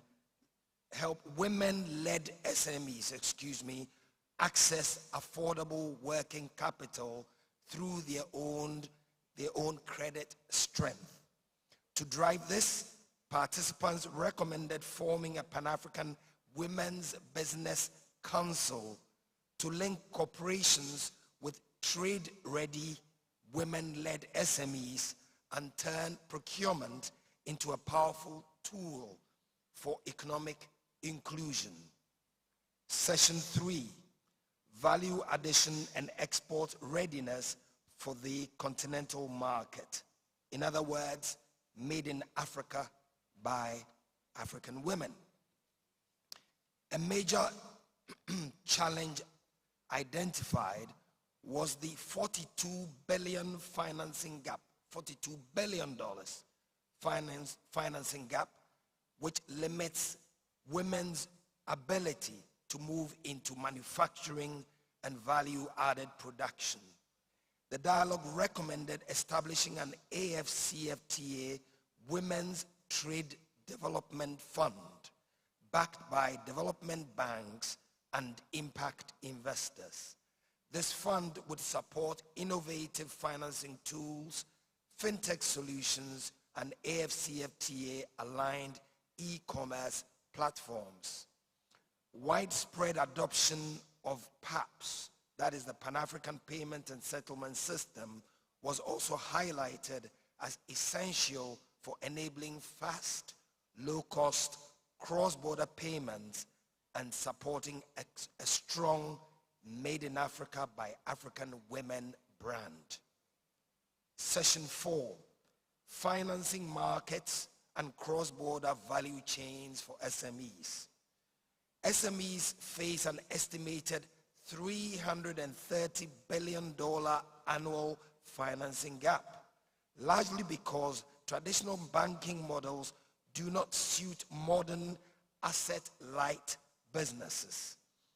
The dialogue called for expanded use of fintech credit scoring, supply chain finance, warehouse receipt systems, and venture debt.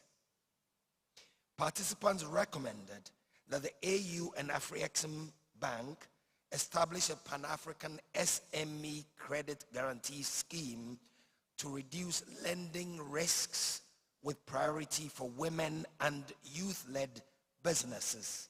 They also proposed a digital SME trade hub to provide market information, regulations, and partnership opportunities. Session 5, Enabling Free Movement of People, Goods, and Services for SMEs in Cross-Border Trade. The discussions concluded that AFCFTA cannot succeed without full implementation of the Protocol on Free Movement of Persons. The discussions concluded that AFCFTA cannot succeed without full implementation of the Protocol on Free Movement of Persons.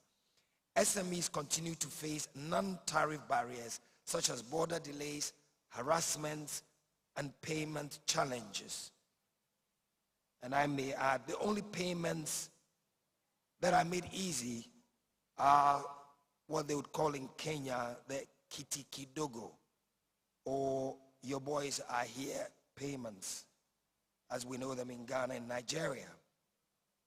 Recommendations included simplifying trade documentation, allowing credit business groups to issue certificates of origin, accelerating ratification of the Free Movement Protocol, and launching a non-trade barriers elimination dashboard with a dedicated SME complaint mechanism.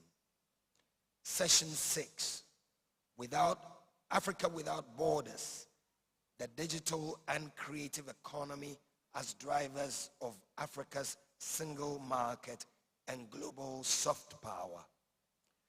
Africa's youth were recognized as a key driver of growth, especially in digital and creative industries. However, weak intellectual property protection and fragmented regulations limit their ability to scale. The dialogue urged harmonization of digital trade rules, data protection laws, and IP frameworks under AFCFTA. Key proposals included faster adoption of the AU Cybersecurity and Data Protection Convention and the creation of a Pan-African creative and digital content exchange platform to support licensing, distribution, and revenue retention in Africa. And finally, Session 7, owning the AFCFTA narrative, empowering the youth as solution creators in driving Africa's industrialization. The participants called for a shift from viewing youth as beneficiaries to recognizing them as leaders of Africa's industrial future. Misaligned education systems and limited access to long-term capital were identified as major obstacles. The dialogue recommended establishing an AFCFTA youth industrialization parks, including youth representatives in national AFCFTA committees or teams, and creating a youth venture capital fund through the African Development Bank to support high-growth youth-led businesses. In conclusion, today's 7 sessions have made clear that empowering SMEs, women, and youth is essential to achieving AFCFTA's promise of inclusive growth. The dialogues have offered practical, actionable recommendations for the African Union and member states to build a truly borderless African market. Participants want the AU to adopt these outcomes. Participants want the AU to adopt these outcomes as a strategic blueprint, and integrate them into AFCFTA's monitoring and implementation frameworks to ensure that Africa's single market delivers jobs, shared prosperity, and sustainable development for all Africans. And thank you, Madam Chair Zuma, for staying all the way from beginning to end, and of course the rest of you too. Thank you very much. Thank you very much, Mr. Kweku Seshiado, Board Member, Africa Prosperity Network, for reading the document for us. Thank you very much. And now the end is here. We're galloping towards the end. We've got a few seconds left. And to present the results of the polls and the prize at the end of this long wait is our COO at the Africa Prosperity Network, Dr. Nyakopong. Please join me and give us a lowdown. Please go there. And you give us a lowdown of everything that you have been able to extract from the data, you know, on the polls that we carried out. Thank you very much. Good evening. We'll make this very, very brief. So from the poll that was conducted earlier today, the first question on the poll was, which sector should Africa prioritize most to create youth prosperity? And from the people in the room, 37.7% of you said the digital economy and tech. And this was followed by 22.8% who said manufacturing and industrialization. And then 17.2% who said agribusiness. And it was followed closely by the creative economy. So we have digital economy, we have manufacturing and industrialization, then we have agribusiness, and then we have the creative economy. Now the second question we asked was, do you believe Africa can become borderless for trade and talent in your lifetime? 94.4% of you said yes. So this is absolutely possible. The last question was, which single barrier is holding young Africans back the most today? And here, 33% of you said access to finance. 28.5% said unemployment or lack of opportunities. 15.9% said lack of skills. And then 15.4% said cross-border restrictions. So it's access to finance that is most striking, then followed closely by unemployment, lack of skills, and cross-border restrictions. Now, we completely randomized this by AI, and the top 5, and if you hear your name and you are here, please join me on stage briefly. We have 1, Eric Yeboakumi. Is he in the building? Eric Yeboakumi. Okay, if they are not here, I'll mention the next name. 2 is David Kote Amon. David Amon. Okay. 3 is Koshi Nyaho Tamaklo. Okay. 4 is Farida Mutala Kwam. Okay, if you hear your name, please join me here. And then 5 is Chimanga Malumba John. Any of them here? No? Okay, so the plan was if they've left, we keep going till we get at least 3 on stage. So do we have Paula Prepra here? Sorry, your name please. Tamaklo, okay, please join me on stage here. So 2 more people will join you. Okay, so Paula Prepra here. Okay, so do we have Makafui Fiagbe? Okay, no. Do we have Dr. Khadija Idrisu? Okay, so all these top people have left. Okay, Jamila Arthur. Okay, Francis Adomako. Okay, so I stop at 10.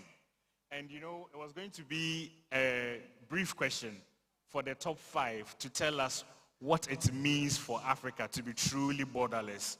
The audience was meant to vote on the best answer, and since you are the only one present, you automatically get the prize. So congratulations to you. Praying to be the only one up stage. It's a 2-night stay at the Pelican Hotel. You bring your +1. All treats on Africa Prosperity Network, and a big, big congratulations. Over to you, Prince Moses. The prize goes to he who waits. Thank you very much. Now, I've got a question for you, but it doesn't come with a prize. What is the name of a princess in Xhosa or Zulu? What is the name for a princess in Xhosa or Zulu? Nkosazana, yes. And we thank Madam Nkosazana Dlamini Zuma for remaining with us throughout this wonderful second day.